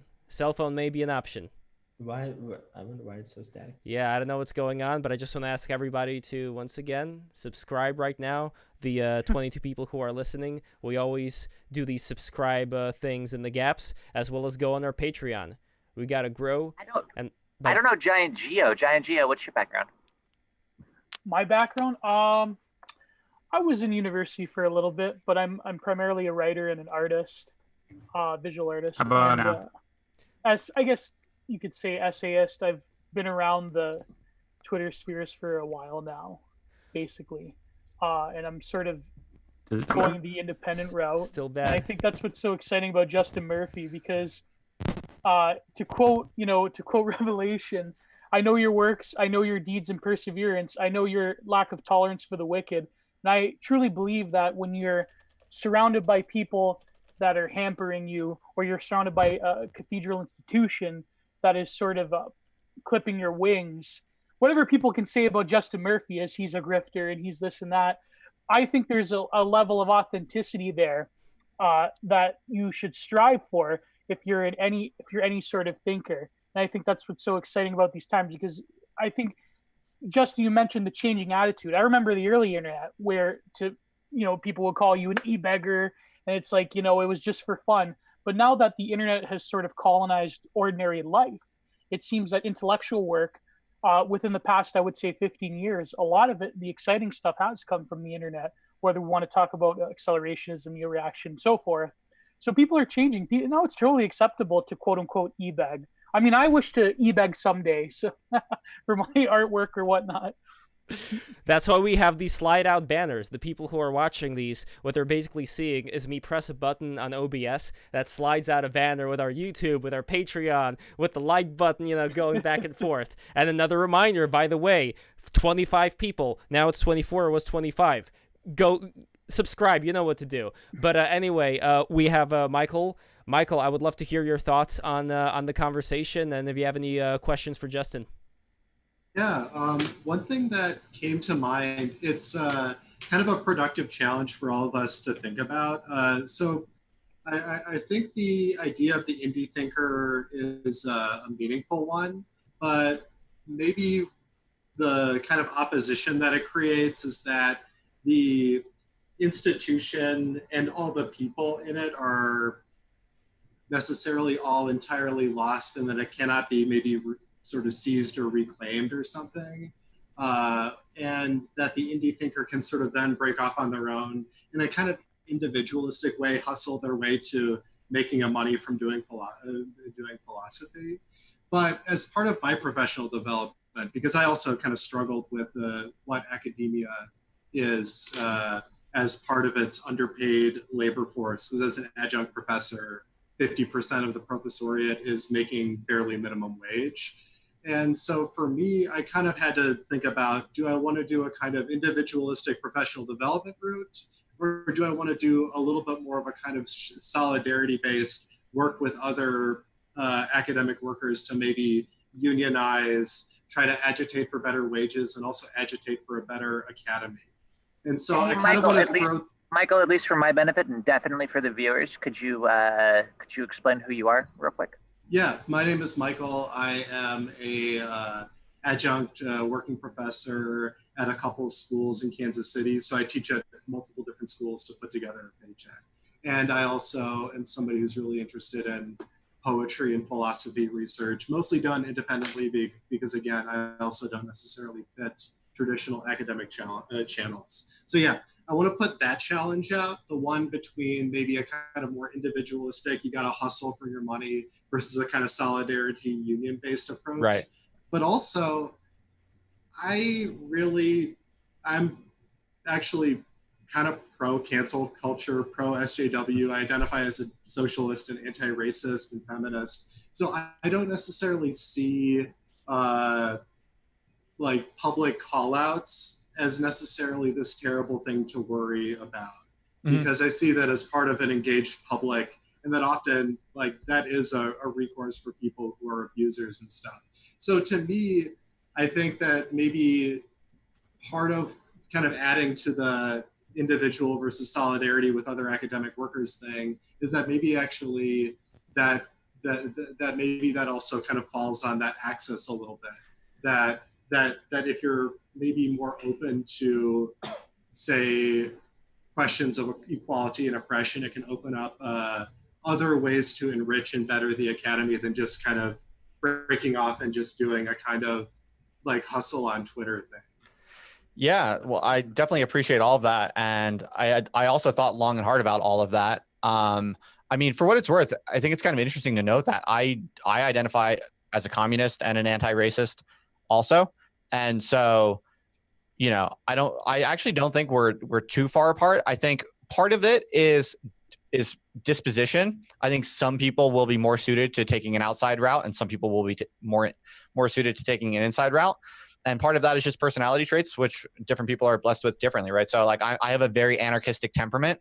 I just don't do well personally with following strictures and, being super patient with all kinds of rules and stuff like that. And so that's a kind of not very interesting answer, but it is, I think, an important part of the answer. So people who are trying to fix academia from the inside, they have nothing but my support and encouragement, for what it's worth. I personally, the way I evaluated the situation when I was in academia was that it just had the overwhelming feeling of a sinking ship in pretty much every way.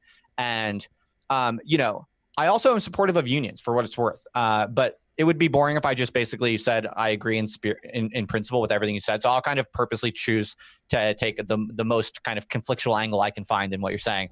I'm sympathetic to unions. I would love to see academic unions create better living conditions for adjuncts and stuff like that. The issue is that I do somewhat doubt the larger agenda that is kind of underlying the kind of progressive academic culture in a way that I wouldn't necessarily even blame any individuals for. I think that there is an agenda there. There is a kind of underlying machinery that you have to buy into to be a part of that game and to play that game and to be rewarded within that game. And I think that underlying machinery is at a very deep level corrupt in a way that I find kind of horrifying. And interestingly, you can make this argument even from a left-wing perspective. So as I'm sure you're aware, there is this kind of 1968 and post-1968 kind of anarchist kind of strand of the left. This is absolute kind of left-wing territory that says unions are actually representatives of capital more so than representatives of liberation. The union is actually where, in today's language, we might call it the professional managerial class, if you will, or, woke capital or neoliberal capital or whatever you want to call it. The unions are actually where kind of the genuine emancipatory desires of the working class are essentially choked and controlled and maintained by the dominant forces of the capital machinery. And frankly, I'm quite sympathetic to that viewpoint. That does seem to be a pretty plausible reading of the history of union struggles and how they play out or don't play out. So yeah, I mean, on the one hand, I would love to see a union succeed in making, life better for all adjuncts and somehow kind of like creating better working conditions. But I'm afraid I just don't think that's really what's going on. But I should let other people. What's that? And you conceive of a better working model for unions? Who wants to talk? See, I think I'll throw out one more thing, and then I'll kind of step back. Yeah. And step back and kind of let people talk. One of the things, and this is one of the words that people use a lot. They kind of talk about a materialist approach or something. And for me, where I see a lot of the maybe where there's a lot of misinterpretation of why people talk about why and how people talk about racism and sexism and economic inequality and just the apparatus of imperialism that I'm opposed to, is that we see them entirely as ideas. And so when we fight over these real things that are taking place, things that actually are killing disproportionately Black and brown people and immiserating a lot of people, we kind of get in this trap where it becomes debating the ideas itself. And when people say who disagree for whatever reason they do, get a lot of people pissed off at them. It sort of then becomes only about, they're sort of being criticized for their ideas and not for maybe where they stand in a real struggle. And so for me, the fact that there is a revitalization of the union movement happening alongside, say, this wave of uprisings and just a resurgent left in general is because people are really naming the struggle for what it is. Because I imagine that a lot of us are kind of stuck in this, you know, really difficult kind of miserable hustle that you seem to have gotten out of it in some way. And that naming it in terms of that struggle means that people are going to get pissed off and cancel each other. And that's kind of almost part of the game for me. And so that's kind of, again, why I'm always urging people to worry a little bit less about cancel culture, because I think it obscures a much, much more real fight that people are dying from and that we can actually give our solidarity to. Okay, right. So you're maybe someone else. Does it sound a little better? Verse. But yeah. So I hear what you're saying and I get the sentiments, I guess.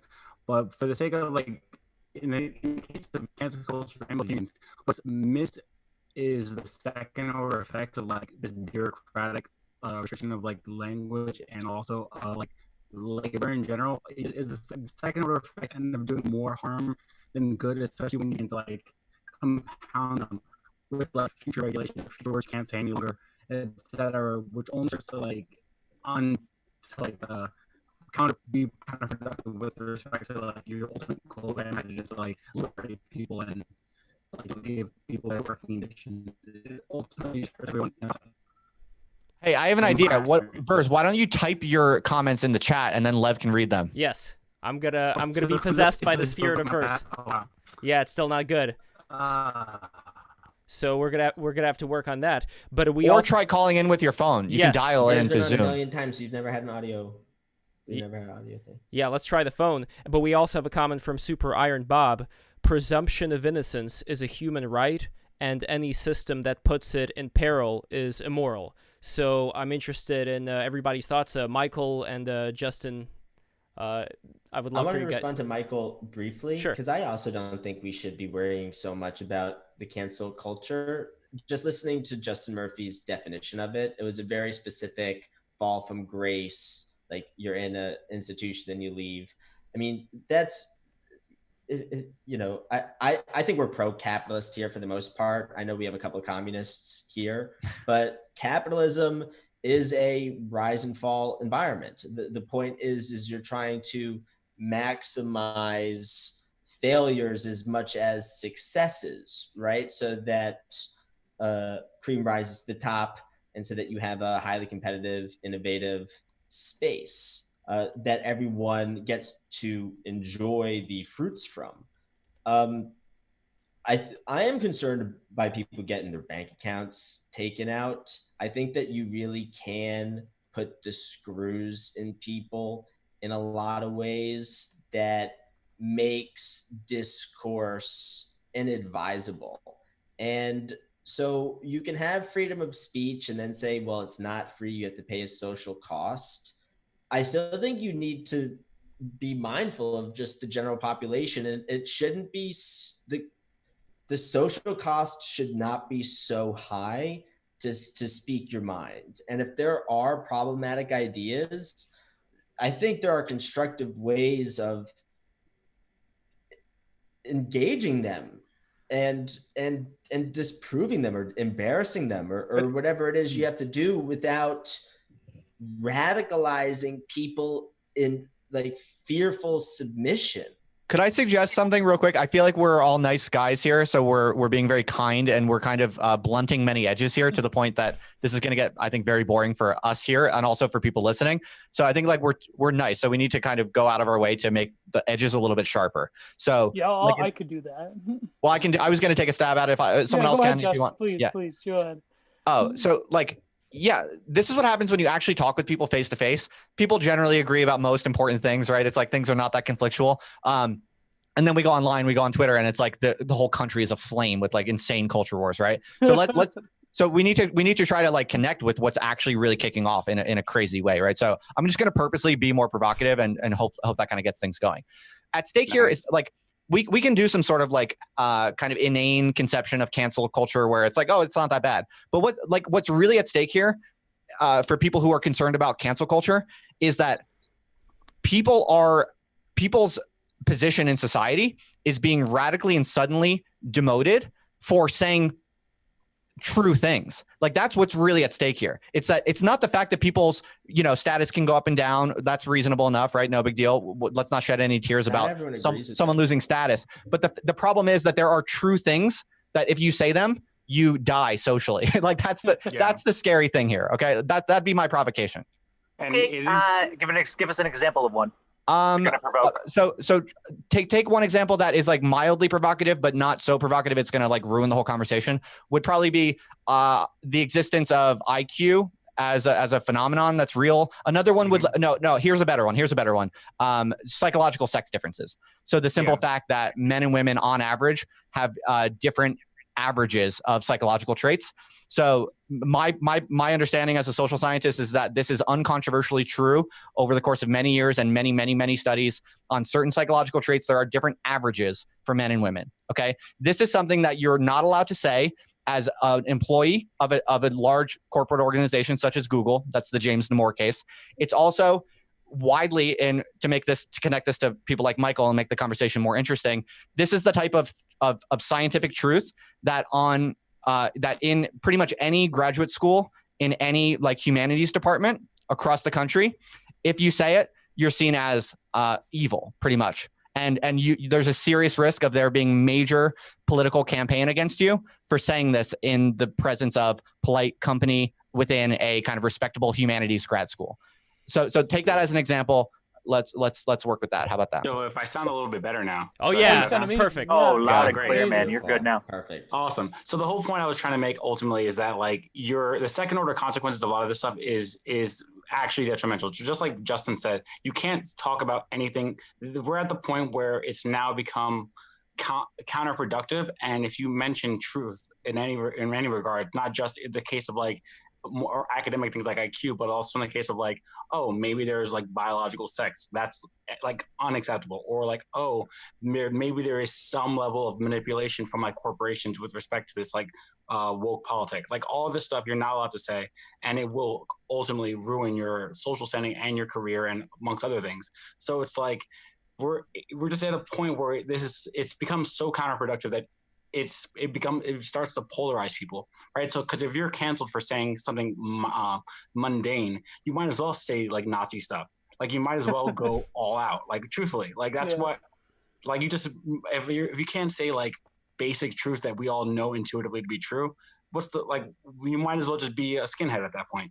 Yeah, and then all of a sudden you actually do believe there's some sort of like crazy Jewish conspiracy because actually there are actually people on the internet who tell you you're not allowed to say something that's patently true. Like, of course you're going to start thinking crazy shit. But can I go in a bit of a different sort of approach? Hold on, I just want to address that first. I feel like on this show in particular, there's been like jokes that I've never encountered like really anywhere in my life. Really? Like everyone's, I think this all comes from Stefan Molyneux is upset that he has this like weird tweet where he's like, look at all the people working in media. They all have the same religion. No, but everyone people know that. That's not nobody. That's not. Can we a not talk either. about the no, but that's please, but that's please, okay. You can exfoliate the conversation. You can exfoliate the conversation. I think that is a fine thing to say, right? They all disagree with each other. That's not one monolith, just like anywhere else or anyone else. And they have a very great culture to learn from, right? This is a culture show. Wait, are we talking about Jewish shit right now? I'm just trying to. Jules. Because it's like, you know, I'm on the previous guest. He's referencing previous episodes. Michael is the courageous defender here. So like, this is not. I'm not saying. No. Because what I'm actually trying to say is like I'm not sure if like people are sort of broaching a sort of sympathy for like anti-Semitism or something like that. No, because it does seem like it's kind of coming up, and it's kind of like you know I almost don't feel would feel kind of frustrated to have to simultaneously defend the values that I hold dear as well as the religion that I hold. That would be a kind of confusing spot for me to be in. No, absolutely not. Jules was just referring to stuff that was happening in the past on our show. On the show. It's been on the show. It's been anonymous accounts. It's been from anonymous accounts. And so what Bears was saying is that this could be a symptom of like people being angry and venting about stupid shit, right? And they're also trying to get people inflamed and flared up because I guess that's how they feel. Yeah, right? but I would sharpen that. Would be that. Wait. You have people pulling down stacks. Jules. Yes, we understand. Justin. Oh, I just wanted to sharpen that a little bit more to make the conversation even more clear, I think. In addition to what Jules said, which I agree with, what Vers and I were really getting at, I think, the crux of this is that what's really at stake with cancel culture and Michael's, very nice defense of the political logic and the political kind of class warfare that is actually at play in cancel culture, which many people see as a legitimate fight for justice. What is really at stake here for me that makes me less enthusiastic about it and more concerned than Michael is that it is about politically overriding what is true.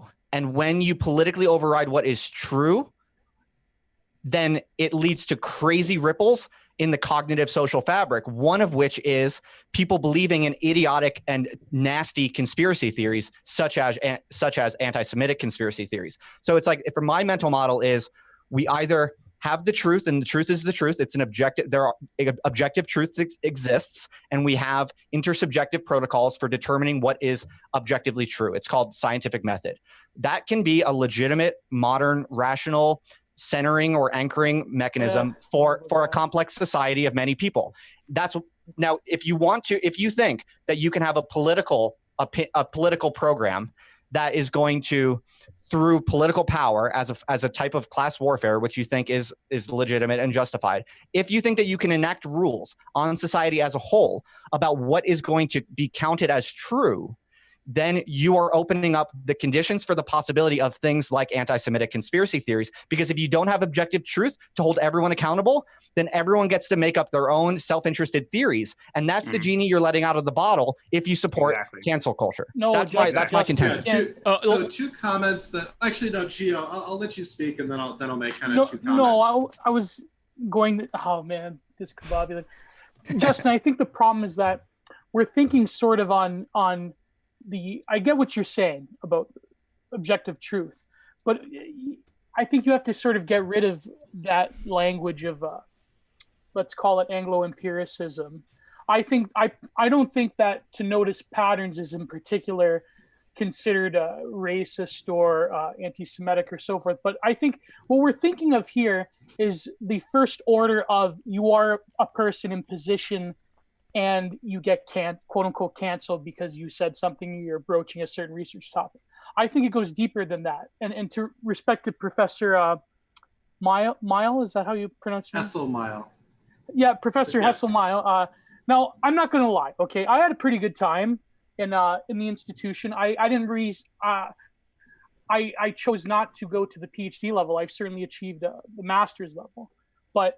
And people were open and they knew about, because I went to a sort of a saner university and I had professors that read my stuff. But I think the problem is that we seem to talk about the reality of canceling. We're not talking about the hidden integers that go behind the actual things like hiring processes and union representation and so forth, because my argument is that to even achieve an academic position, you have to have a certain temperament, certainly a certain class, a certain way of viewing the world that I think gets selected. Now, I may be biased because I'm somewhat on the outs, especially in the Canadian standards, but I think that this issue of this, basic normie, let's call it the normie conservative view of, well, this professor got canceled for saying something bold. I think that it goes deeper. It's certainly the class of academia itself, I believe, selects for and cultivates a certain mindset that is more intangible than just saying this professor got canceled. Now, we could talk about that. I think that's something that a lot of critics of cancel culture miss, is that the sort of cancellation goes on a much more latent or let's call it a cathodic level. than just saying this professor got fired or whatnot. Because to even get to that position, I think is more of a struggle than what people believe. So. Oh man, I wanted to defend the institution, but I definitely need to let the good professor here speak first. So kind of stepping back to respond to Justin's point, I think one thing, and this is part of the move that we make when we talk about ourselves is pointing only to things that are true.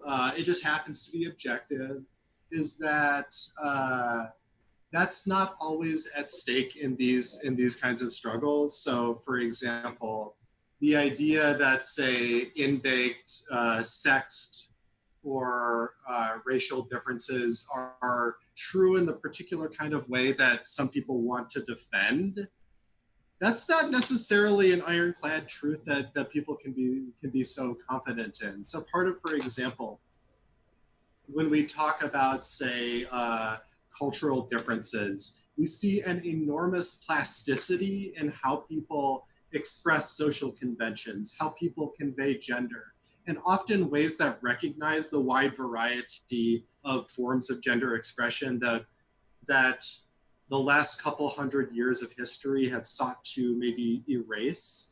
And so when we kind of say, oh, I'm being punished because it's because I said it was true that like men are from Mars and women are from Venus. Like, I think when people talk about, say, biological research, most of the time stuff like that isn't what's at stake. It's about the norms that we try to impose on that data. Because at the end of the day, and I'm gonna kind of go against, say, the kind of Steven Pinker anti-blank slate thing, human consciousness is much, much more plastic and malleable and improvable than any idea that would try to impose people as being set in a particular way. And I think that that's something that's worth kind of fighting for. And so that's why I'm really pushing back on this idea of truth, because sure, you can get maybe someone, and I'm gonna just be kind of digging here, someone, say, from the Pioneer Fund, and they'll kind of get some numbers together. But is that going to be rooted in anything? Is that going to necessarily be true just because it's a number on a piece of paper? Part of the scientific method is that it actually is an intersubjective experience, exactly like you said, and it is a struggle as well. And so again, the struggle is in the science. The politics are in the science. We can't escape that and just say, this is just some reality, because we're in the middle of defining it for ourselves right now. So that was fun. Yeah. This furthers Justin's point and mine earlier as well. If you have that level of like malleability when it comes to like what truth is, if you could just create a narrative above on that you can like use to string together evidence, there is absolutely nothing stopping you from creating actual like harmful rhetoric or act like a power knowledge idea, in other words. Yeah, I can make whatever conspiracy theory I want if I can read statistics the correct way. Like that's part of like my degree propagandist here. Yeah, I mean, like, yeah, no, for real though. Like my degree's in math. I could take, you know, a bunch of stats and like empirical research and string it together and make something insane. That's part of what I do on my brand. It's literally just like you are creating a monster by removing the tether to objective reality.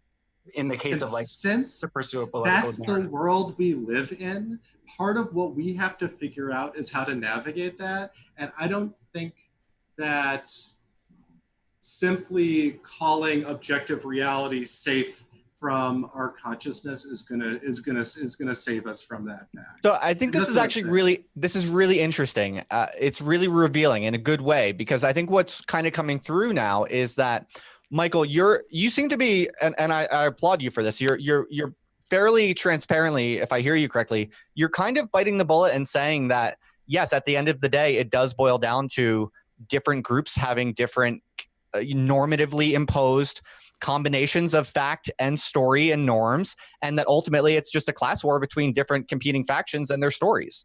Would you bite that bullet? Is that fair to say? Yes. And so then you can't say that the anti-Jewish conspiracy theorists are wrong, because that would be fuck that.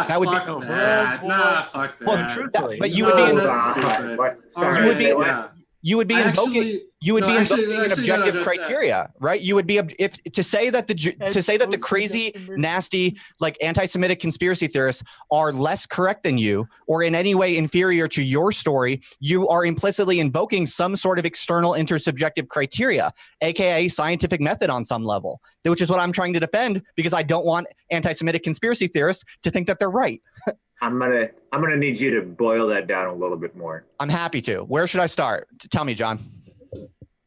So, like there is an objective reality that we are all grasping for. I'm doing my best here.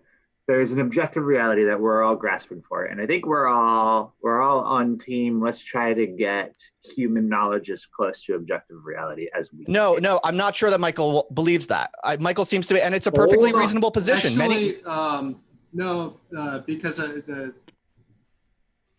the point isn't that we entirely create our reality, but our understanding of it is a shared and social and political experience, which is why I'm saying that the things that are being called objective facts, which tend to support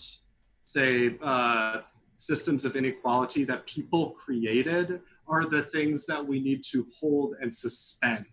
Right. And so it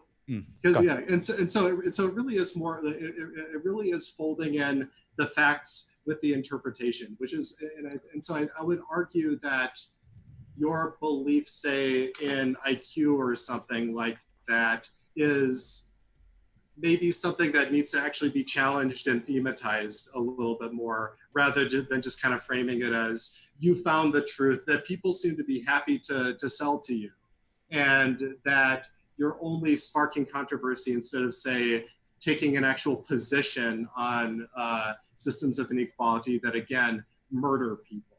I can't. That's really what this is. But why is equality? I'm not okay with the reality. That's the image of thought. Like, why is it the equality? Why is that the defining metric to begin with? I think that's what Justin's getting at. You've sort of already set out not an objective, but sort of a worldview, a Weltschauung position to begin with. Like, why is that particular image of thought so vital to any sort of political or sociological or cultural discourse to begin with? I feel like it's definitionally, isn't it? Because I think it is fundamentally rooted in who we are, that we're actually better equipped to be working that way, but we tend to distract ourselves a little bit. Just a short aside. But what if you encounter, like, this is what I mean, this is what I'm getting at. A person, let's say a thinker whose fundamental position is not that of equality, but rather of hierarchy, of reaction, and so forth, they sort of are left wanting in any sort of academic system. So I think I agree with you. I totally agree with the social constructionist position. I am not, to Justin here, an Anglo-empiricist. But at the same time, when people that you sort of slant as reactionaries or the far right or so forth are coming to the same conclusions but differently, how are their assumptions somewhat problematic or toxic or othering compared to any other sort of form of social I feel like your brain falls out when you think so hard that you're okay with genocide. I think it's as to use the Jewish or Armenian example. No, but I'm not talking about genocide. I'm just saying that. I mean, that's the ipso facto conclusion. Or re-education camps. I would. But what's the difference between I'm fine with that too. Re-education camps. The loop in this conversation. I'm like trying to follow it. Effectively, let me just jump in. So effectively, what we've gotten to is there's consensus reality, and then we're now arguing over what the basis of this consensus ought to be, right? Yeah. So is the basis of this consensus? That's a good point. Pushing towards like removing inequality in systems, or can I just make up the basis as I want if I can get enough people to agree with me? So that's what makes the Jewish conspiracy things pop up on the internet. If you can get enough people to go, yes, the Jews, now you have a new consensus reality that has to battle with gross anti-oppression. Wait, Michael, Justin, we can't hear you. No, but it doesn't have to be Jews. It doesn't have to be genocide. I'm just saying. No, now we can hear you. In general, any sort of theorizing of a system, we all have our fundamental assumptions. But I'm saying that some fundamental assumptions that are qualitative rather than quantitative, they tend not to be taken up with such a scrutiny compared to others, right? I mean, that's. I mean, if you want, I can. Is that you might be surprised by how much hierarchy and reaction there is even baked into other disciplines that are seen as liberal. I think that's kind of why the word liberal is it's kind of a word that masks a lot of different things. To some it means far left, to some it means capitalism. Like postmodernism. So yeah, or something. So I think so for example, and I'm partly bringing this up just because I want to want to mention it, but say the way we talk about fighting crime, for example, is one that's extremely hierarchical and top down. It has no respect for the ability for communities to say protect themselves in ways that don't involve empowering someone to push people around and kill them. You know, and so that's something that's totally validated. That's something that's totally validated. Well, let's try it out then in a certain community and see what happens. I'd be very interested. This is why we had various experiments over the centuries of different political systems, and we could see whether East Germany went to West Germany or West German people went to East Germany. That's how a lot of these things end up getting decided. One quick aside, I don't want to take up too much time. I just want to mention that since you're very into Jewish mysticism, I am someone who has looked deeply into, or deeply as a, I looked into Yehuda Ashlag, who is this rebellious Kabbalist, who is the one who wanted a Kabbalist and a socialist.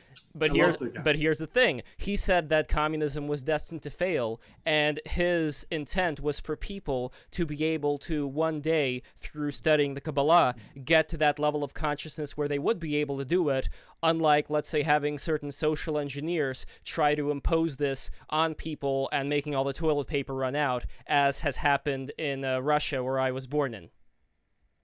So I think in general, you made a really good point, which is that looking at historical examples is a really great opportunity to see all these, to see how things have played out. And I will just insist as a kind of epistemological thing, and this is me defending some truth here. This is me throwing some truth bombs that I think are being suppressed, is that there are examples all over the world of people practicing anarchy, including ones that happened literally weeks ago, but also in different cultures and different and at different points, even in traditional European descended civilization. And you can see where and when it doesn't work, and it gives you opportunities to perfect those tools. That's a fundamental tenet of Marxism, is actually the ability to learn and adapt. Where does it work though? Where does it work? Give me an example. And I'm not talking about like that place in Denmark or Norway. It's like a very small thing. I'm talking about like a larger society where the proletariat has seized control, the dictatorship of the proletariat, like Lenin was talking about. Where would you say that it has successfully worked for a long amount of time? So I don't want to be too much of, I don't want to give too many hot takes, but I would actually argue that there are elements of the Soviet Union that were successful. There are certainly failures, but there actually were parts of it that were successful. For example, after collectivization, famines ended. So the last famine was in the 1930s. There were famines all through Russian history until they pursued. That's not true. That's bullshit. It is true. That's bullshit. It is true. It's not true. My great. No, hold on. I'm the one who was from Russia. I'm the one who has ancestors that go back there. I respect your experience. My great grandmother had to live under the blockade, and you know why? It wasn't because of the Nazis. It was because the troops and the generals were intentionally blocking food from coming to the people. Instead, they had chefs there that were making all these delicious recipes for these generals, because that's the way it worked. You had thugs coming in, and you had the suppression of the true believers. Like, at first you had the true believers. Some of them were, they had a lot of heart in it. They were the ones who were later on dealt with. And instead you had the thugs that picked up the mantle and ran with it. And that's been seen time and time again in so many of these systems. Another thing, by the way, people love to point out about like, oh, the CIA tried to, suppress the Soviet Union. The Soviet Union was a fucking empire in the 60s and 70s and 80s. It had so much territory. It had so much resources. Yet in the greatest cities like St. Petersburg and Moscow, regular people could not find any toilet paper. food was scarce. Let's not even talk about the villages that were on the outskirts. People were dying left and right. People were dying of hunger. And the kulaks. Yeah, well, the kulaks, that was before. But the people who ran in the circle... in the 30s. Well, hold on, Jules. The people who ran in the circles of my family, they got into mental institutions. They were forced in there because they read the wrong book. You know, they were forced in these mental homes where they were given pills to screw their brain up intentionally to cause neurological damage that is irreversible, as an example to all the others. This is a monstrous... I'm just over here trying to get away from that. That's all I'm trying to do. I don't want any of that in America. I'm just trying to do my own thing. Just falling into another sort of like, you know, revisionism versus, you know what I mean? It's like... all history is revisionism. So I think this is what I mean. I fundamentally agree with the professor's assumption that a lot of our truth is socially constructed, and I think that that's not necessarily a bad thing. I think that's the problem with the right, is that we just haven't. Well, we're starting to, but I mean, this is the problem: is that we have to challenge our assumptions, and we create institutions based on certain discourses. The counter discourses eventually, well, the pressure was a bit looser. That maybe that these and even the term conspiracy is itself problematic, in my opinion, because what is a conspiracy, right? So this is what I think. I think we have to sort of steer clear of what we're doing now, which is engaging in like, this is my ideology and that's my ideology, and this is a counterpoint. You know what I mean? It's like, because we're going to go in this all day. I think what we're doing here on the meta level is more fundamentally, what's that word? Satiating. You know what I mean? So. Well, I, for one, think that the mention of the Soviet Union is absolutely apropos in many ways, actually. It really condenses things in a certain way because, you know, what I'm detecting here, and first of all, I just want to go out of my way to say I seriously applaud Michael showing up here and representing this opinion and perspective, which is clearly not the dominant one. It's a minority opinion here, and that takes like courage, and I appreciate that. Michael, I think you're representing it gracefully and as transparently as one can. And I think what I'm seeing, which is interesting, and I just want to note it, is that, and Michael, I think you're arguing in very good faith, so I'm not accusing you of anything underhanded whatsoever, but listening closely to the arguments you're putting forward, it seems to me like you are enacting a kind of classical, it's the classic Mott and Bailey logical fallacy, where you really do believe in an objective truth, and you will invoke the objective truth when it's convenient for the conclusions that you want, but then you won't, but then you say there's no ultimate objective truth. So it allows you to, depending on the position, depending on whether you're arguing in favor of someone that you like and identify with, or arguing against someone or something that you dislike and disidentify with, you can choose at different moments whether or not objective reality is in fact a constraint. Can you please, for myself, who's qualified in both math, philosophy, and propaganda, explain what Mott and Bailey is in this? It's where you present a certain argument, and then when you're criticized with it, you back off what you're actually stating or what you're actually committed to. Yeah. Could you give me a theoretical example? Because it's just, I don't know, it's not hitting home for me, and I can't be the only person. It's probably more confusing than is necessary. I'm just basically saying there's a logical contradiction in the actual set of positions that Michael has articulated. On certain claims, when he's talking about things that he believes in and that he likes, he will frequently invoke or refer to something like an intersubjective objective reality that is true and beyond question, and that can actually be used to sort out true and false claims. But then when I refer to the protocols of scientific method as supplying a form of objective truth constraint, that's all just political nonsense. I don't have any point of order questions anymore, I guess, Michael. Like my questions were very much point of order definitional. Okay, well, there you go. So basically all I'm really getting at is I actually think that this is the core issue. And I think if we choose to we can just choose to let it go, and differences are differences, that's fine. We can have a difference of opinion. But so long as this is allowed into the conversation, it's going to be cycling infinitely in any number of different directions that are very unsatisfying. Because I think this is essentially what was the lesson of the Soviet Union also, right? I mean, the late stage Soviet Union supplies these extraordinary episodes of obvious, clear, documented, objective realities, and everyone in the society saying otherwise, right? Are we all on the same page that did happen? Even if you want to make some arguments about how the Soviet Union maybe did some things good in late stage Soviet society, this happened. This seems above dispute. Even left wing kind of defenders would probably admit to that on some level. So I think basically I believe I've diagnosed that just now. It's you You either agree that there is an objective reality, and classical positivist scientific method is the only intersubjective human techniques we have for calibrating different subjective preferences. There's only one. It's classical scientific method. You either submit to scientific method as being an imperfect, absolutely imperfect, and you're absolutely right, subject to different types of political compromises and political conditionings, no doubt. But those are extraneous to science. Those are human problems that are constantly popping up. But there is a thing called scientific method, and it is the only civilized method we have for calibrating competing group preferences and subjective fantasies. You either agree to that and you can have possibly a civilized society, or if you reject that, you are going to be bound up with infinite cycling kind of group warfare of competing fantasies and narratives. And it sounds like Michael. I think it's time to let we Michael. already have that, though, Justin. We already have that. Right. Well, it's a question of, do you want more of it?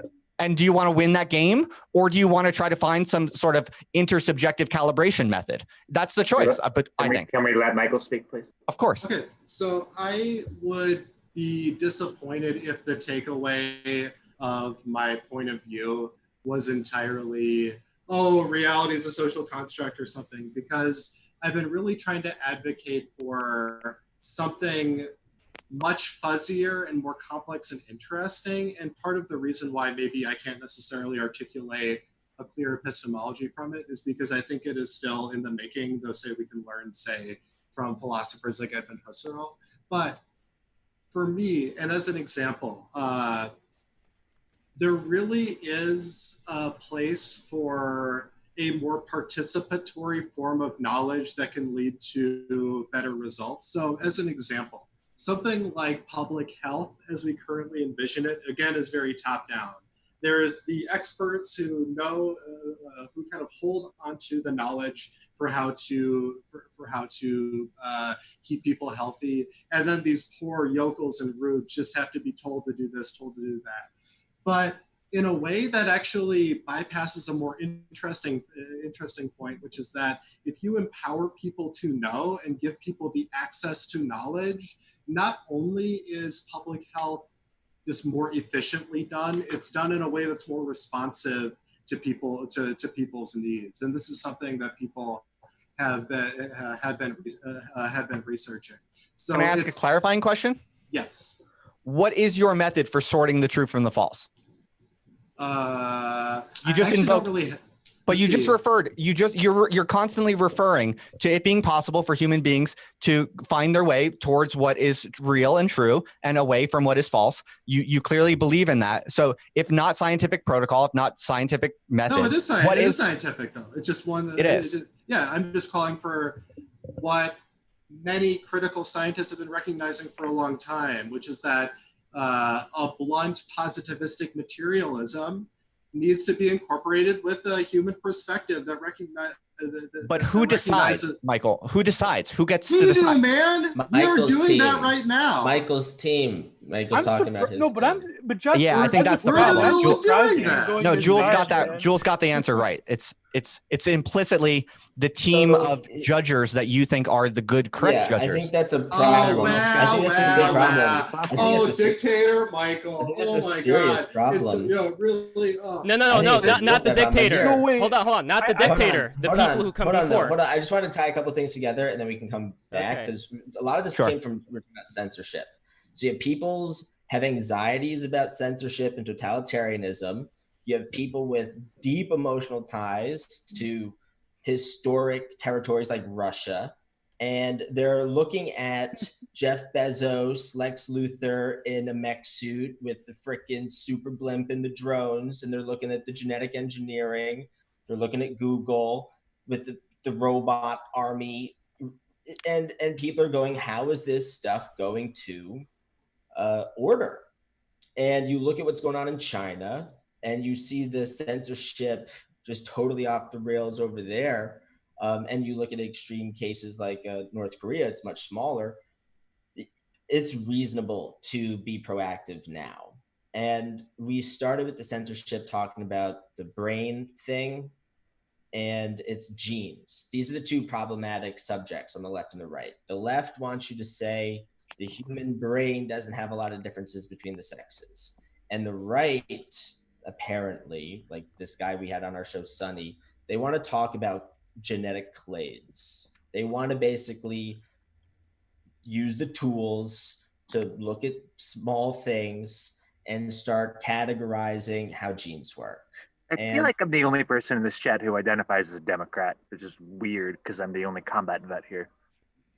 I think it's a generational thing. You're a bit older. Younger people see all the parties as kind of hopeless.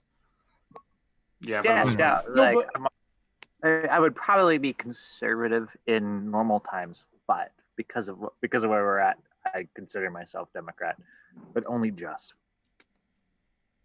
I've only ever voted for Democrats for what it's worth. Before I stopped voting, which was like the last election, but yeah. No, but I think, first of all, I'm very surprised my friend Justin over here going so hard with the scientific method stuff. I mean, where is the room for, I guess you could say, the mysticism? But what the professor brought up, I think, is a good critique. I think our experts have totally failed us. I think that the expert managerial class is the biggest enemy to sort of any sort understanding there is.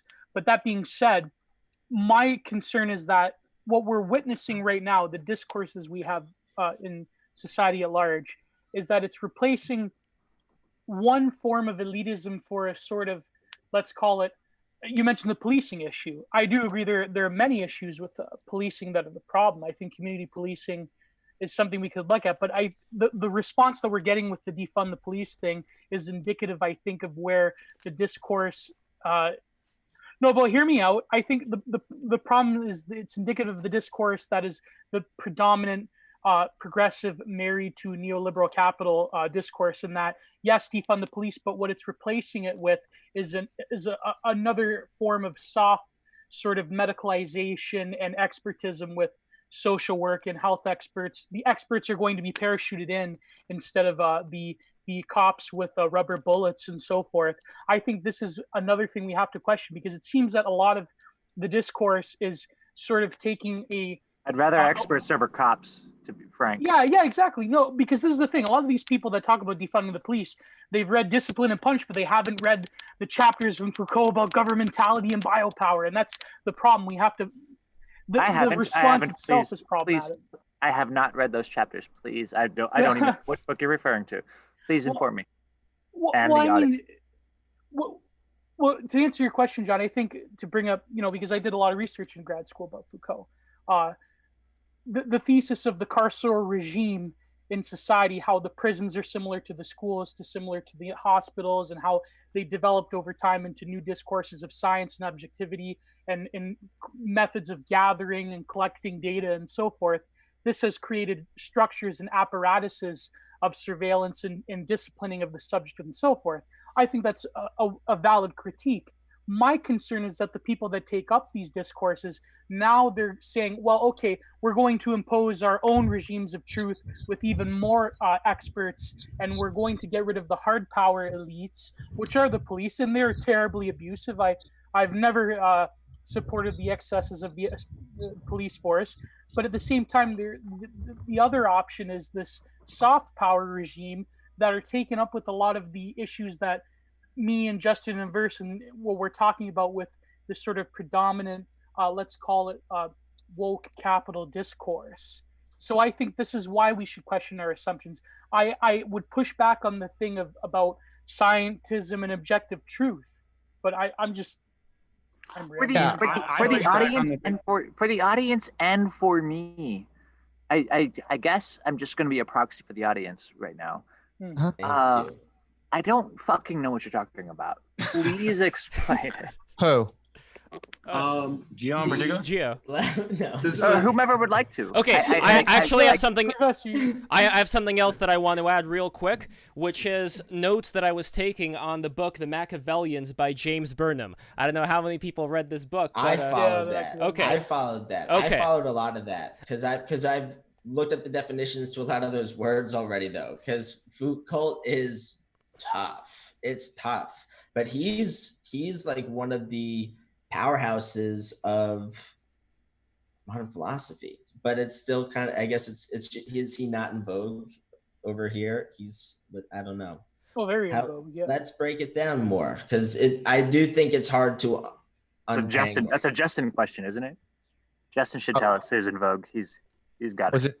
Oh, that was directed to me. Say it again. Are you asking is Burnham in vogue or No. Okay, I was gonna go on the whole thing about the Machiavellians, and then Jules interrupted me talking about Foucault. So we can go back to Foucault. Then I'm gonna go back to the Machiavellians. So yes, Justin, go for it and explain just in brief, if you can, about Foucault and what may have been the confusing thing here.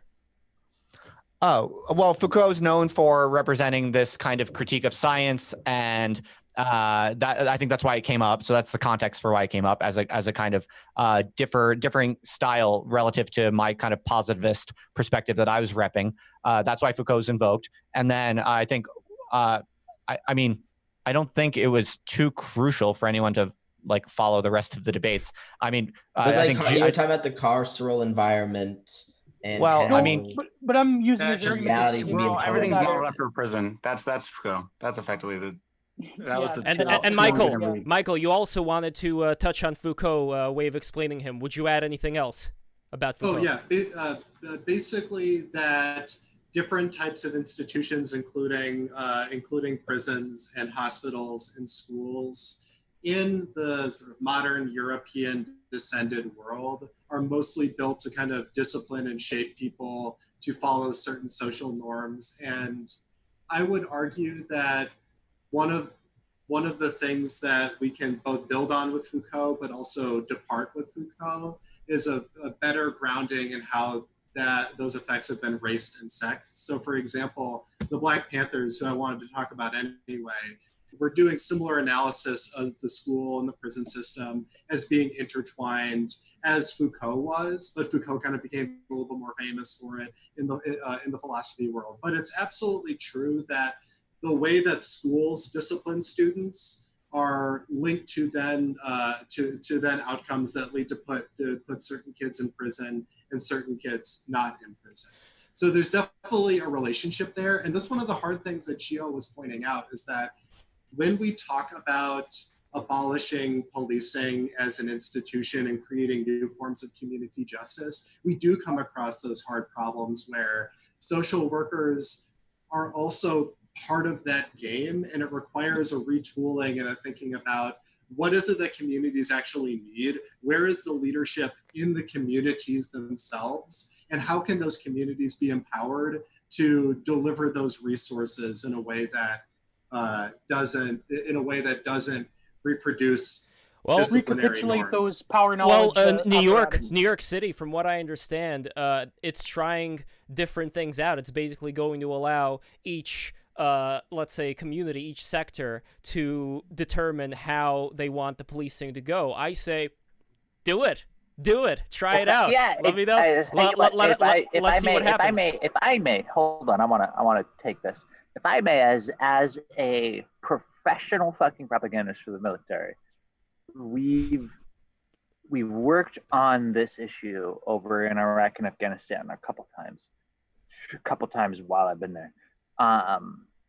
What we want is for the locals to police themselves and to not have a top-down sort of order. Like we can set that up if you want, but we're not the Gestapo, bro. We can be a Gestapo. We're the United States fucking military. If you want us, we'll be a Gestapo. But our like a huge bit of my propaganda, a huge bit of like what I put out to the Afghans or Iraqis was legitimately something along the lines of, hey dude, you don't want these terrorist elements in your neighborhood either. Let's work together and let's make sure that we are all on the same team to make sure that crazies don't cray. Like it's not a hard argument. Once you boil down to just base human, you end up in a good space. Well, Gio was touching on America is definitely the Texas of the world. You're right. Yes. America's the Texas of the world. I might quote you somewhere. So what Gio was touching on earlier was the elites. I think that there's always, well, I'm not even going to say it from my own mouth. This is the James Burnham the Machiavellian's notes that I was taking. So here we go. What we see as our democratic society is but a facade to obscure rule and control by an unelected and often hidden elite. The claim of democracy and representative democracy, as more people participate, the more inclusive it becomes, the more legitimate the outcome is. The greater the voter turnout, the better. Increased voter participation rates might certainly be a good thing, but there is no point past which the system can be regarded as legitimate. It's either legitimate for the 60% who voted to speak, for the other 40% of the population, or it is not. Breaking this down, we see a very common left-wing technique, one used by other political groups as well. First, posit an unworkable ideal, 100% voter participation. Second, convince others that this is in fact an ideal, and then acknowledge that said ideal is impractical. Third, redefine the ideal as a mere goal and claim that progress towards that goal is therefore good.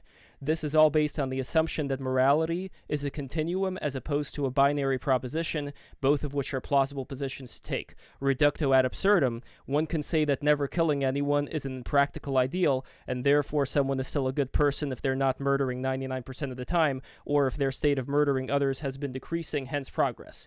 So that is number one, but number two, which I'm not going to read here because I remember it, is that elite rule is inevitable. You're always going to have an elite. Even if you're in a town hall, there's going to be people who are going to be deciding who's going to be speaking first, second, and third. This idea that everybody's just going to go do their own thing without a hierarchy. You just said. Okay, well, I mean, these were the notes. It was a lot of words. It was a lot of words so that roughly get you there. You just read that so fast. Was that on the jacket? I didn't want to take too much time, which is a double-edged sword when it comes to getting my point across. Was that inside the book, or was that that was on inside the book? That was inside the book. Bro, that was so fast. Did you have that fingerprinted out? Like I wrote it. I wrote it with a pen. So now that when I read books, I just write everything down. Nice. You're one of those sticky notes weirdos. I like you. Thank you. I like you too. So I don't know. From what I was talking about democracy, Michael, you would disagree with the points that were brought up in those notes. Well, it sounds like it sounds like I don't know, the what you just read out loud. I'm trying to remember it as best as I can. That it was arguing that because participation itself is unworkable, that pushing for it is maybe itself a ruse or something like that. Well, you're always, I think the basic thing that this passage is talking about, and even much more, I'd say the second passage, is that in any kind of organized system, you're always going to end up with some kind of a hierarchy, and you're going to end up with some kind of an elite. And in the beginning, if I may pile on, Michael, it is. I have been on your team for pretty much all of this discussion. I'm now going to flip to the other side. I'm not going to flip to the other side. How do we end up in any sort of reasonable government if it's just fucking mob rule? Like, your people wouldn't be a people if it were mob rule. Right? No one wants mob rule. But it's never going to be a mob rule. That's the thing. A mob rule is always going to give way. And it gives way to tyranny.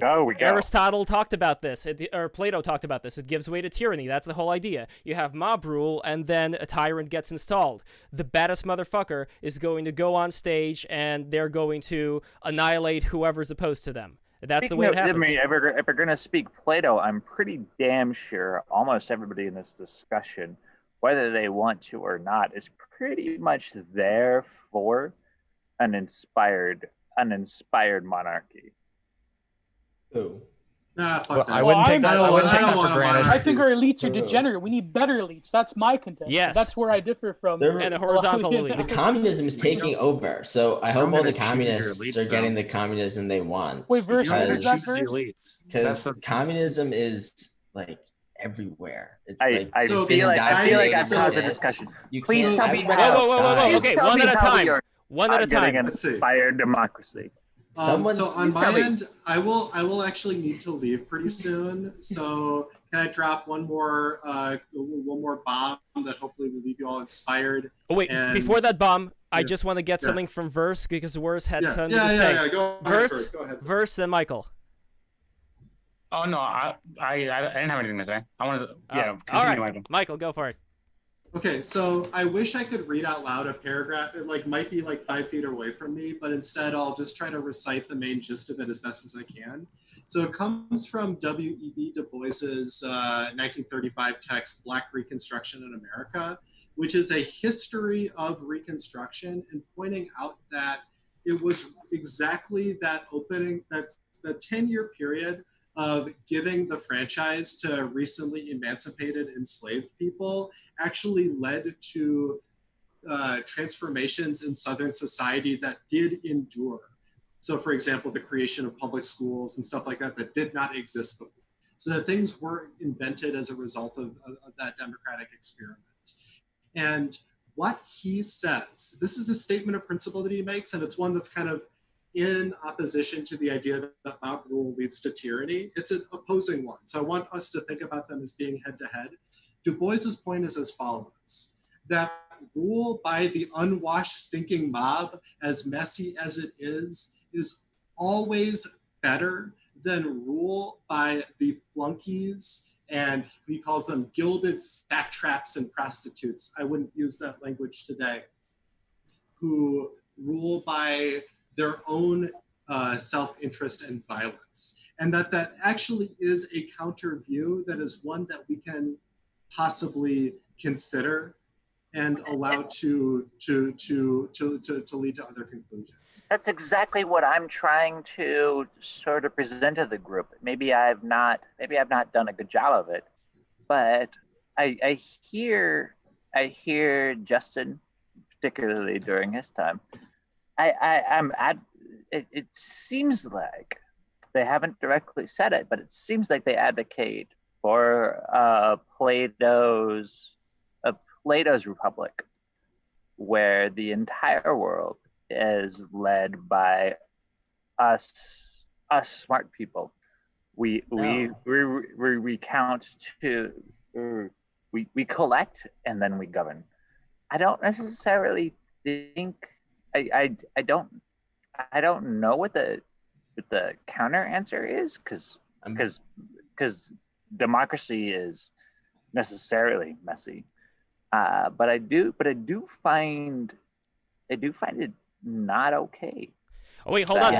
Before you replace smart with godly people, that would be my position right there. I'm fundamentally against. Wait! No, Michael, don't go yet. Don't go yet. Hold on. I'll say I call that Justin specifically. I think Justin specifically. Okay, I don't want Michael. I don't want Michael to go yet. 1 second. I just wanted to introduce him to Andrew Meyer. You guys are both into Jewish mysticism.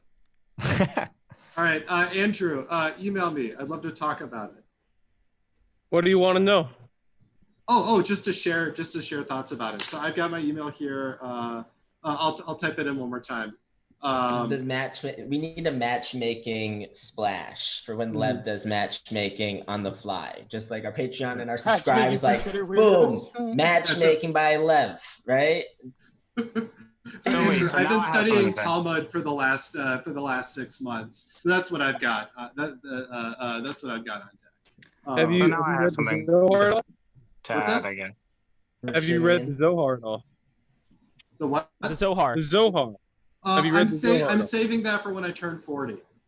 No, that's ancient. That type of thinking was overturned over 500 years ago for our generation. So is Hotmail. Don't do that. All right, truly gotta go. Stay blessed, everybody. Thanks, Michael. So much for coming. Take it easy, man. So Andrew Meyer, good to see you. Good to see you, man. Yeah. So what did you think of our discussion so far? You don't like the communism talk, right? I wanted to respond to the Plato's nonsense, because that's what I think the far left is doing. And now it's to you. I think the far left uses Plato's Republic as their model for how to create a one world government. And I think that is why Plato is such a problem. I'm sorry. As the only one at a time, guys. I think as the only liberal here, I define myself as a liberal. I've worked with liberals. I've gotten a couple liberals elected, or I've assisted in helping get. I need to be clear. I've helped get a couple liberals elected. Sorry. What's the problem? A liberal who's a psyop master? No way. Jules Oh was no, saying it's never happened. Jules was saying that the political left today essentially operates on a kind of Platonic model of politics. And for what it's worth, I tend to agree. I think this is a very good argument. I'm familiar with this argument, and I generally subscribe to that too. For what it's worth. This is my first introduction to it. So please, gentlemen. You want to do it, Jules, or you want me to? Sure. So I think Plato is the biggest villain in philosophy. I think most of our problems, like on a big scale, come from Plato. I think he was so disturbed by Heraclitus that our big issues around forms, right? The Platonic forms. The Plato's theory of forms. Yeah, you can see that. I think that was his noble lie to influence people to want to believe they could build a perfect state. It's also forms you see when you meditate, but that's a different thing altogether. He believed that there was another plane of stuff. I understand how people try to use Neoplatonism and they try to use his language to describe phenomena. I think there's better language out there that is not as rooted in Plato as they emotionally feel attached to. I think you could find much better connections in the language architecture of Hegel, frankly, who's also reamed in Karl Popper's Open Society. Remind me, Hegel. It's been a long time since I went through my philosophy journey. Hegel is one of the big inspirations for Marx. He writes about the dialectic, which is a process, an epistemological process to approaching knowledge. And in the phenomenology of spirit, he talks about parapsychological phenomena, and he tries to put words into the forms of I'm sorry, what are his Plato positions? Yes, I can fucking Google all that. What are his positions? In respect to what? Because he's not the same kind of political philosopher. It's been a long time. He's not a statesman. Here, right? could I interject? Yeah, go Justin. Justin, let Justin speak. Yeah. I think we should bring it back to Plato because I think it's a really good point, and it's super relevant for everything we've talked about today and for this conversation that's transpired today. And I'll break it down real quick for you, John. Probably the most relevant. I mean, Jules mentioned the forms. That's famous, right? Platonism is essentially this idea that the truth exists in abstract ideals, which we never fully access. Everything else, yeah, okay, so you're good with that. But the most relevant aspect, I think, for the current discussion is this concept of the noble lie. It's super important. So basically, Plato in Plato's Republic, he literally pretty much explicitly says that it is the job of the philosopher king to essentially promote no falsehoods that he knows to be false, essentially, but that are in the interest of the people. That's essentially what the noble lie is. That Plato says it's good to promote lies if it is truly in the interest of the people. That's a very cartoonish summary. This is what I've been arguing that you support to begin with. I thought it from what I'm hearing from pretty much everybody in this discussion, you guys all want a philosopher king. No. Here's where let me finish my thought. So I'm just laying the basics. That's the basic idea of the noble lie. It's a very, very cartoonish summary. The reason it's relevant here is because it's essentially at the core of the debate that I was having with Michael, and namely, I actually represent Aristotle and Michael represents Plato. So Aristotle is known for being the empiricist. He's the opposite of the Platonic forms. Aristotle says, start with the data. Just go into the data. Go and catalog all the different animals, catalog all the humans, catalog the different forms of society and the different ways of arranging your household. And by simply submitting to the truth of what you find in the data, you're able no disagreement here. You're able to then back out a kind of scientific model of how things should really be. And interestingly, there's a line from Aristotle up to Marx even in the concept of flourishing. It's also a Christian idea. So the idea is that if you're scientific about things and you just basically focus on the data as objectively as possible, you can actually get to something like the core of human nature, and from there make reasonable estimations about what it means for a good life, what it means to flourish as a human being. So that's an Aristotelian line. That is a core aspect of Marx, which a lot of people don't realize. Then there is this Platonic form, this Platonic kind of lineage in the political cleavages that we're going through today, which is the Platonic line. And the noble lie here is really important because essentially, if I understand Michael correctly, and I don't want to recapitulate Michael's arguments when he's not here, but to be as charitable as possible, I think he would, on some level agree with this. Michael was essentially representing the position, which is the dominant position on the left, which is that there are certain highly undesirable political outcomes that are so severe, so horrible. We are so concerned about avoiding certain political outcomes that it is necessary and good and just for smart people who know what the ethical and moral truth is, who know what the better positions are. It is good and necessary and proper for them to use whatever political forces they have available to them to make sure that those morally good ideas are the ones that dominate politically. I mean, at a few points in the conversation, Michael seemed to be pretty much explicitly saying that when he was kind of affirming irreducible if I may add. Go Geo. Hi, hold on. Wait, Geo has not to respond. He was talking to me. Go ahead. I get the response. The very most important thing that I want to counter, there was a lot there, but the very most important thing I want to recount, that I want to recount to everybody in this room, the military propagandists exist for you. The 37 Foxes. That's the job title. No, don't laugh at me. I'll tell you, dude. No, I think it's cool. Yeah, if you want, I'll tell you. They exist to do your will. That's why we exist as a thing. I would disagree. I would go total Alex Jones and disagree with that. But well, hold on. Let me finish. You don't feel like you're on the inside? Is that the Alex Jones position? No, but let John. Yeah, I'm sorry to cut him off. Yeah. No, we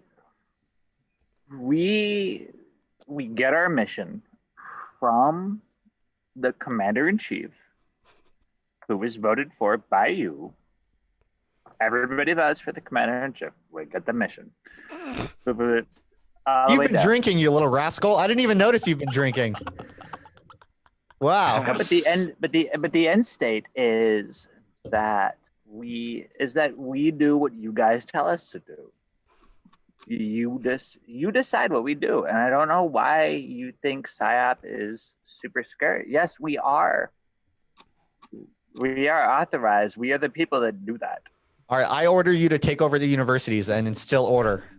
Yes. Okay, we make that military dictatorship, as Bap would say. Let me hold on. Let's not be bullshit about it. In order to do that, I would need a congressional level approval. That's Plato. You're a Platonist. You want that noble lie? You want the noble lie? Guys, I think we should explain a bit more about the noble lie. First of all, I would contend, and I wouldn't be doing proper academic work if I didn't. There's a debate within Platonic studies. I know because I had a professor who was like a big Platonist, right? That whether he really meant a political project or whether it was a metaphysical doctrine that manifested into a political doctrine. If you're Badiou, yes, political doctrine. If you are Strauss, not so much, right? So, but my point is, I think we should enumerate what the noble lie is. It's a tripartite soul noble lie. So there are a class of people who are the appetitive thumos. Oh no, sorry, that's the second one. The appetitive type, they're based on an alchemical metal. There are three classes. They are all given a metal to represent them. That's the noble lie. So the first one is brass, if I recall correctly. They're the bottom, maggot, bootlicker, common mass individual. They're the appetitive type. They can just consume, get excited for new products. That type of class, right? That's the vast majority of the NPCs, basically. The NPCs, that's right. The second class is the Thumos class, the Kshatriya class, the warriors. They are the ones who act. They're the spirit, Thumos, will, volitional part of the soul of the book. Because remember, the soul in the city in Plato, it's the same. right? You are a reflection of your social environment around you. The top is the philosopher king. They're the intellect. They're the Brahmin. They are the gold caste, right? So this is the argument that the left is enacting a Platonic political project. I think we have to give credence to the fact that a lot of this discourse of, let's call it progressive modernity, relies on the fact that certain people have a fundamental positional will within them that is almost alchemical, that is almost they can't get rid of. The original sin, that they're evil, racist, terrible. And I think that's why they say that the higher class, using the Kshatriya class, and I would also include activists, social workers, experts as the Kshatriya middle will class, because they're the ones doing the canceling, along with Twitter activists. If I may, I've never run this argument as an opposite. I'm gonna try this. I'm gonna try this for a second with you guys and see how it goes. My rough thought is that I genuinely understand that I'm a white dude. I know it's a crazy fact,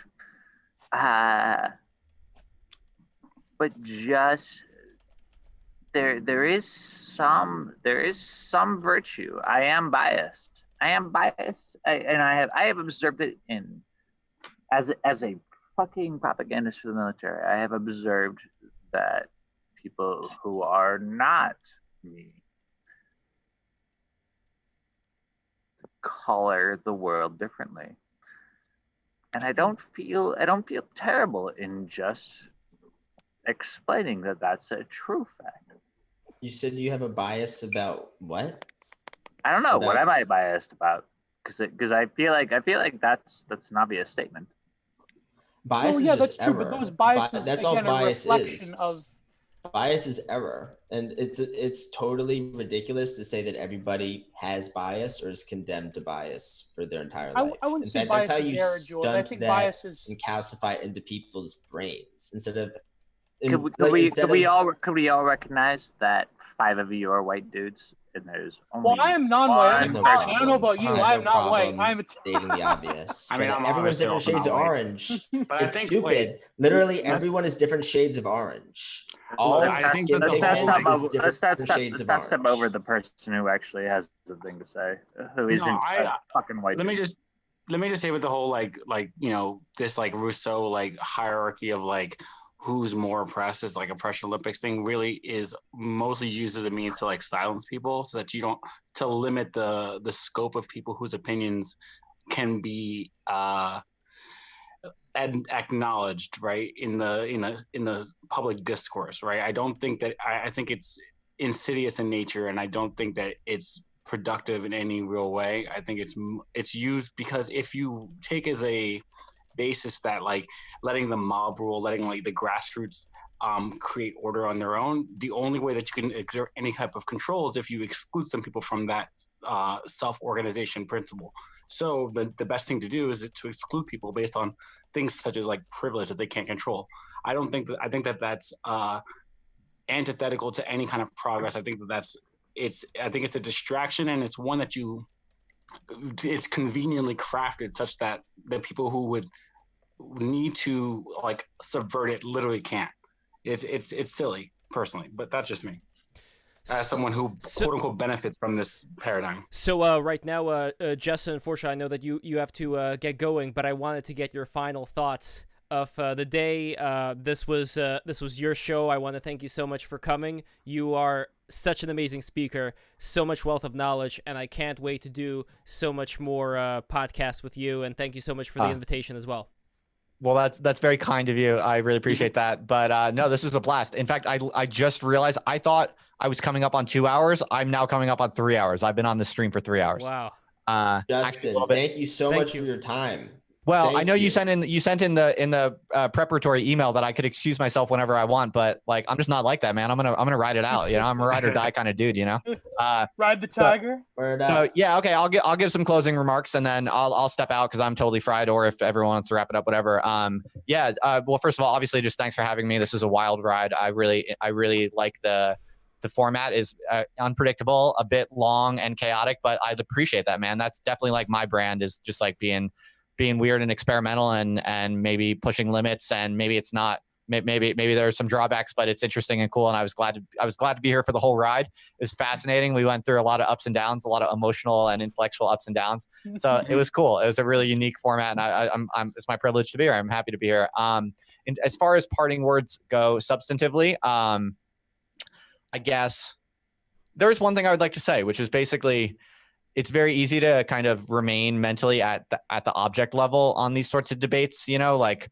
I said one or two things that got like a big uproar, and then I started, wondering like, oh shit, did I say something bad? Is that gonna really, like, I don't care at this point. As I said, I'm invulnerable. I'm free. I'm cancel proof at this point, but I have respect for other people, obviously, and I don't want to soil anyone's mood or show or anything like that. So when I took a leak a minute ago, I was kind of thinking about this, and what I was reflecting on for the moment was basically like the debates we were having and everything. At the end of the day, one thing I really believe is that we live in a moment right now in our culture where people drastically overestimate the power of words. And this is not a very popular opinion. This is very against the spirit of the times, both on the right and the left. Everyone is fixated on, it's as if words have these magical powers to produce extraordinary political consequences. And of course, there's some kernel of truth to this, which is the basis for it. And in fact, this kind of goes back to Foucault. Foucault was one of the main kind of representatives of this idea that, in fact, all of our political relations are kind of, in a large part, kind of built on the kind of verbal relationships that we have. So he takes a bit of the blame for this. But basically, what the parting message I want to leave with is that actually, I think the power of words is extremely, extremely limited in a crucial way. And I think that's a really kind of lighthearted and important thing to remember. It's almost as if maybe at the time of Foucault, when people were really interested in kind of the political efficacy of words and language, maybe that was an important time for that. Maybe it was time for the pendulum to swing a little bit in that direction. So maybe it was appropriate and valuable to have that kind of cultural moment. But the pendulum has swung so far to the other side that people on the left and the right think that words are infused with these insane magical powers. But at the end of the day, they're playthings to me. They're toys. They're just little symbols that we can generate at will. There's so many different ways we can combine them for fun, for all different, for making sense, for finding the truth. There's so many different things. But at the end of the day, I just want to remind people that words are actually relatively innocuous, and whether you have the most true idea in the world that's absolutely objectively true, or you have an evil, nasty doctrine like the Jews control the world, whatever it is, whether it's really good or really bad, they're just words. They actually don't matter that much, and we can use them very, very creatively, very, very freely, in very unexpected combinations, in particular constructed situations such as the one that you've gathered us here today in. And I think that the spirit of that, of words are just words and let's fuck around with them, that spirit is really at risk of being forgotten. And I think shows such as yours, Lev and Jules, shows such as mine, are really one thing that we really represent, and which I really firmly believe in, is trying to restore the spirit of just get a fucking bunch of people in the room and let's throw some words out there. Let's see what fucking happens. That you can do that. It's good. It's a good thing to do. So thank you for doing it. Thank you for inviting me to be a part of it. Yeah. And that's my parting message. So thanks everyone. And thanks for the great questions and the dialogue. I appreciate it, folks. Great. Love you, big guy. Bye. I'm excited to talk more. I want to have learn one some question stuff on your Justin, show. One question, if you don't mind. Yeah. Okay, I asked this in the chat. Okay, this is Insider Baseball. Do you think the thesis by Bataille about the expenditure in the libidinal economy of capitalism, is that expenditure Lindy or not? Lindy or not? Dude, 3 hours in, you're really gonna hit me with this. But hey, you know what? I tell you what. I'm about to launch a course on Bataille, and so it's my responsibility to deliver on this. So I will deliver on this. Where could the good people find your course? At theotherlifenow.com/Bataille. The question is the libidinal economy that Bataille articulates, is that Lindy or not? Mm-hmm.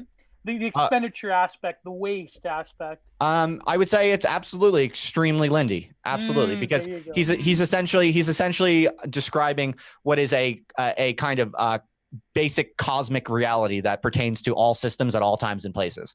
That's the way I read him. So I would say that's the definition of Lindy. You don't get more Lindy than that. He basically argues, it's a principle that holds from the beginning of the sun's entrance into the solar system to all of future history. The general economy that he's trying to model, he really believes that it's really fundamental and eternal in that way. So that's Lindy Af, dude. That's peak Lindy. And also reminder to everyone that's watching, Justin is doing this course with a very lovely, very attractive, in my opinion, Nina Power, very brilliant political Geo's simping. I like it.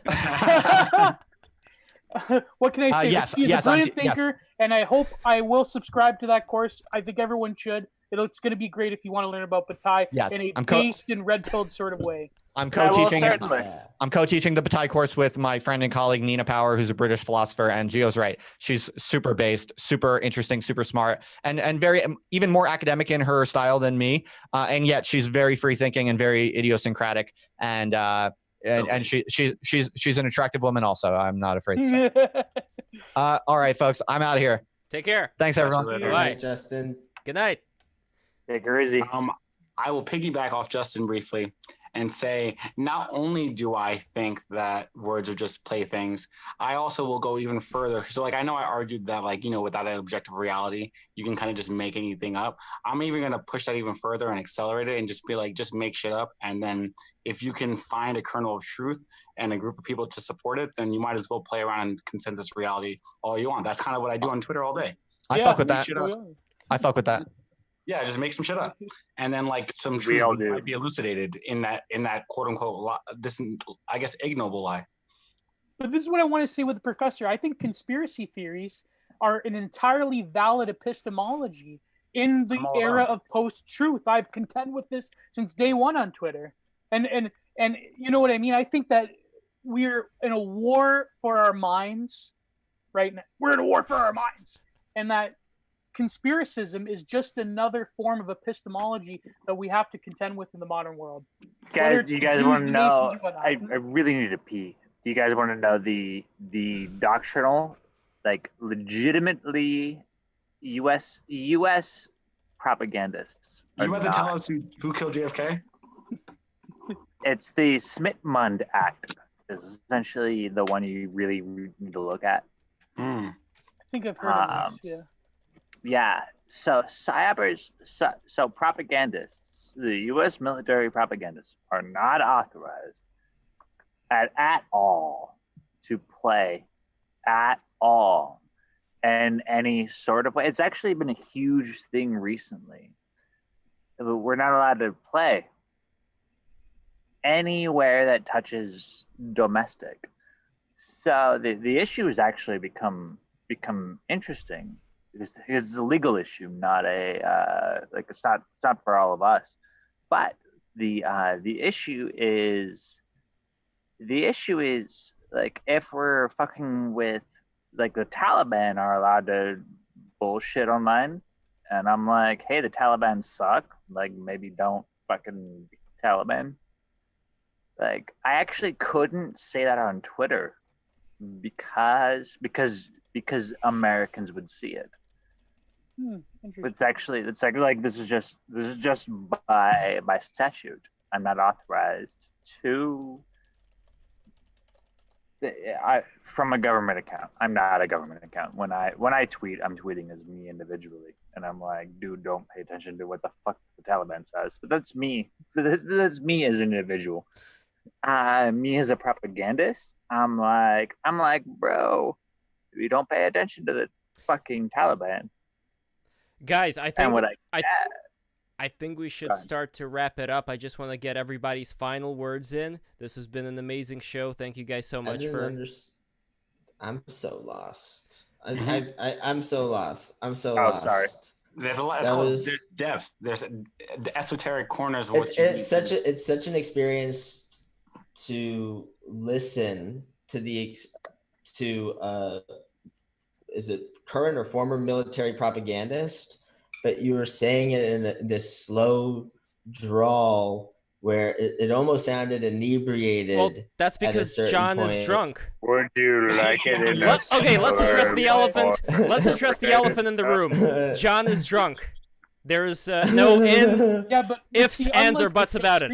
Ralph, when people get drunk, it gets more interesting. That's true. That is true. I mean, there is a balance between like the inebriated slowness and the interest. But either way, I do want to end this pretty soon. So I just wanted to get everybody's final thoughts on this, if possible. So, Geo, what say you about the conversation that we had? How would you summarize it? I think that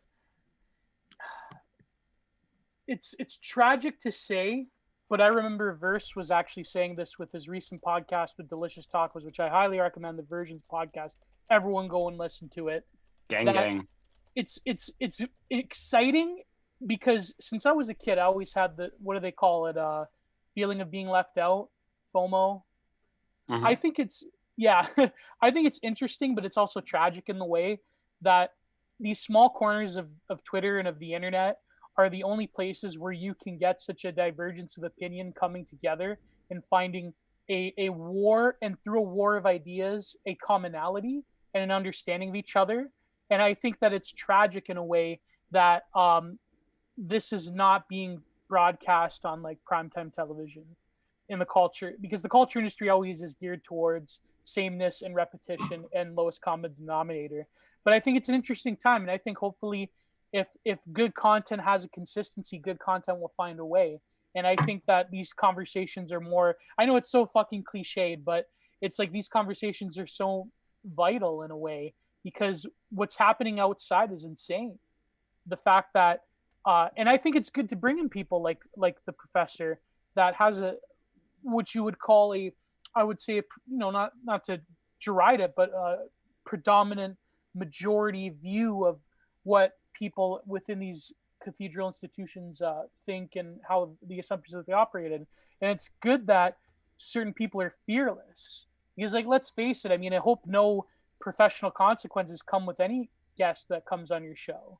You know what I mean? So I think that we're in a junction now where we have to really consider the value of just putting good content out. And so, sorry, I'm rambling. So, by the way, third part of my essay just recently came out, Bodily Profanations, at Rocker Review. It's pinned up, the pin tweet on my profile, at Giant Geo.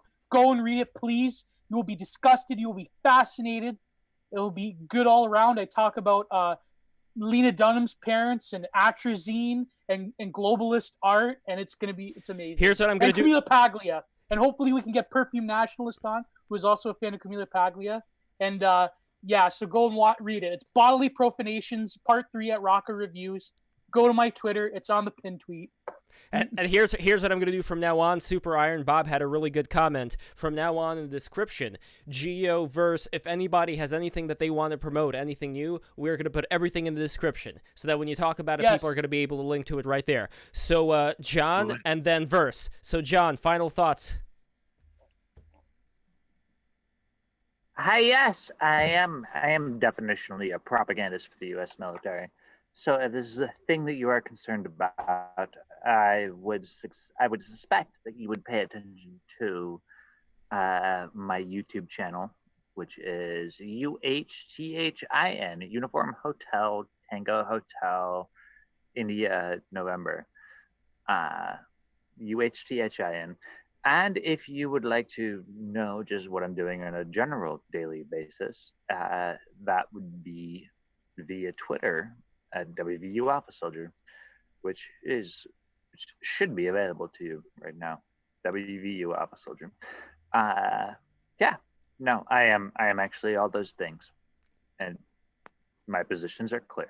Sounds great. Yeah, you can follow those, or you can hire a private investigator, which is very popular, and never frowned upon. Verse, take it away. So my final words are as such. I think that you cannot reverse the the flow of time. So we're in this post-truth era. And as such, if we want to regain any level of sanity, as I kind of mentioned before, if you take it so that consensus reality is what you're taking as your basis, and there's no tether to objective reality, that means anything's fair game. As such, I think we should just push it forward, start making shit up, have some fun, and once the wheels kind of fall off due to entropy, we'll kind of recalibrate and enter a time where things are sane again. At the very least, we'll be in like our own echo chambers, and it won't matter anyway. One of the two is possible.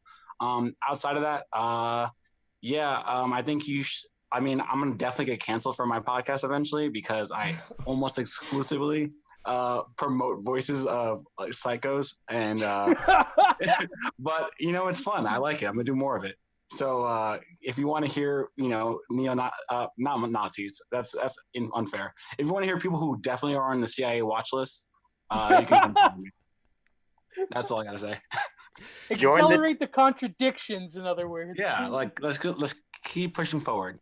Excellent. That sounds great to me. Guys, we want to thank you for watching. Tomorrow, we have a free-for-all Friday. So I invite everybody to come on down and to voice whatever you want to voice. Just send me the topics in advance so I could DJ who appears when, just so it could flow much better.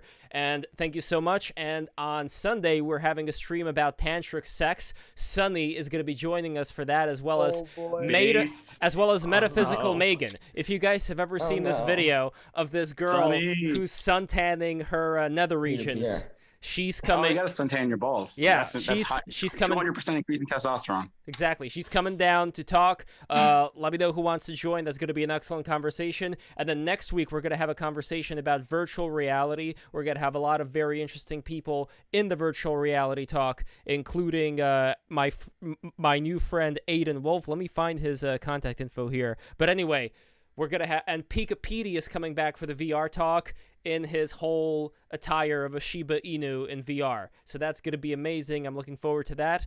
More Sewing Discourse is coming up. Please subscribe and go on our Patreon, patreon.com/11joules. Give us some, let us wet our beak so that we can grow into a beautiful eagle soaring through the sky. So thank you so much, guys. I love you. I appreciate you. You guys are the very best. Please subscribe right now if you have not done so already. Take care.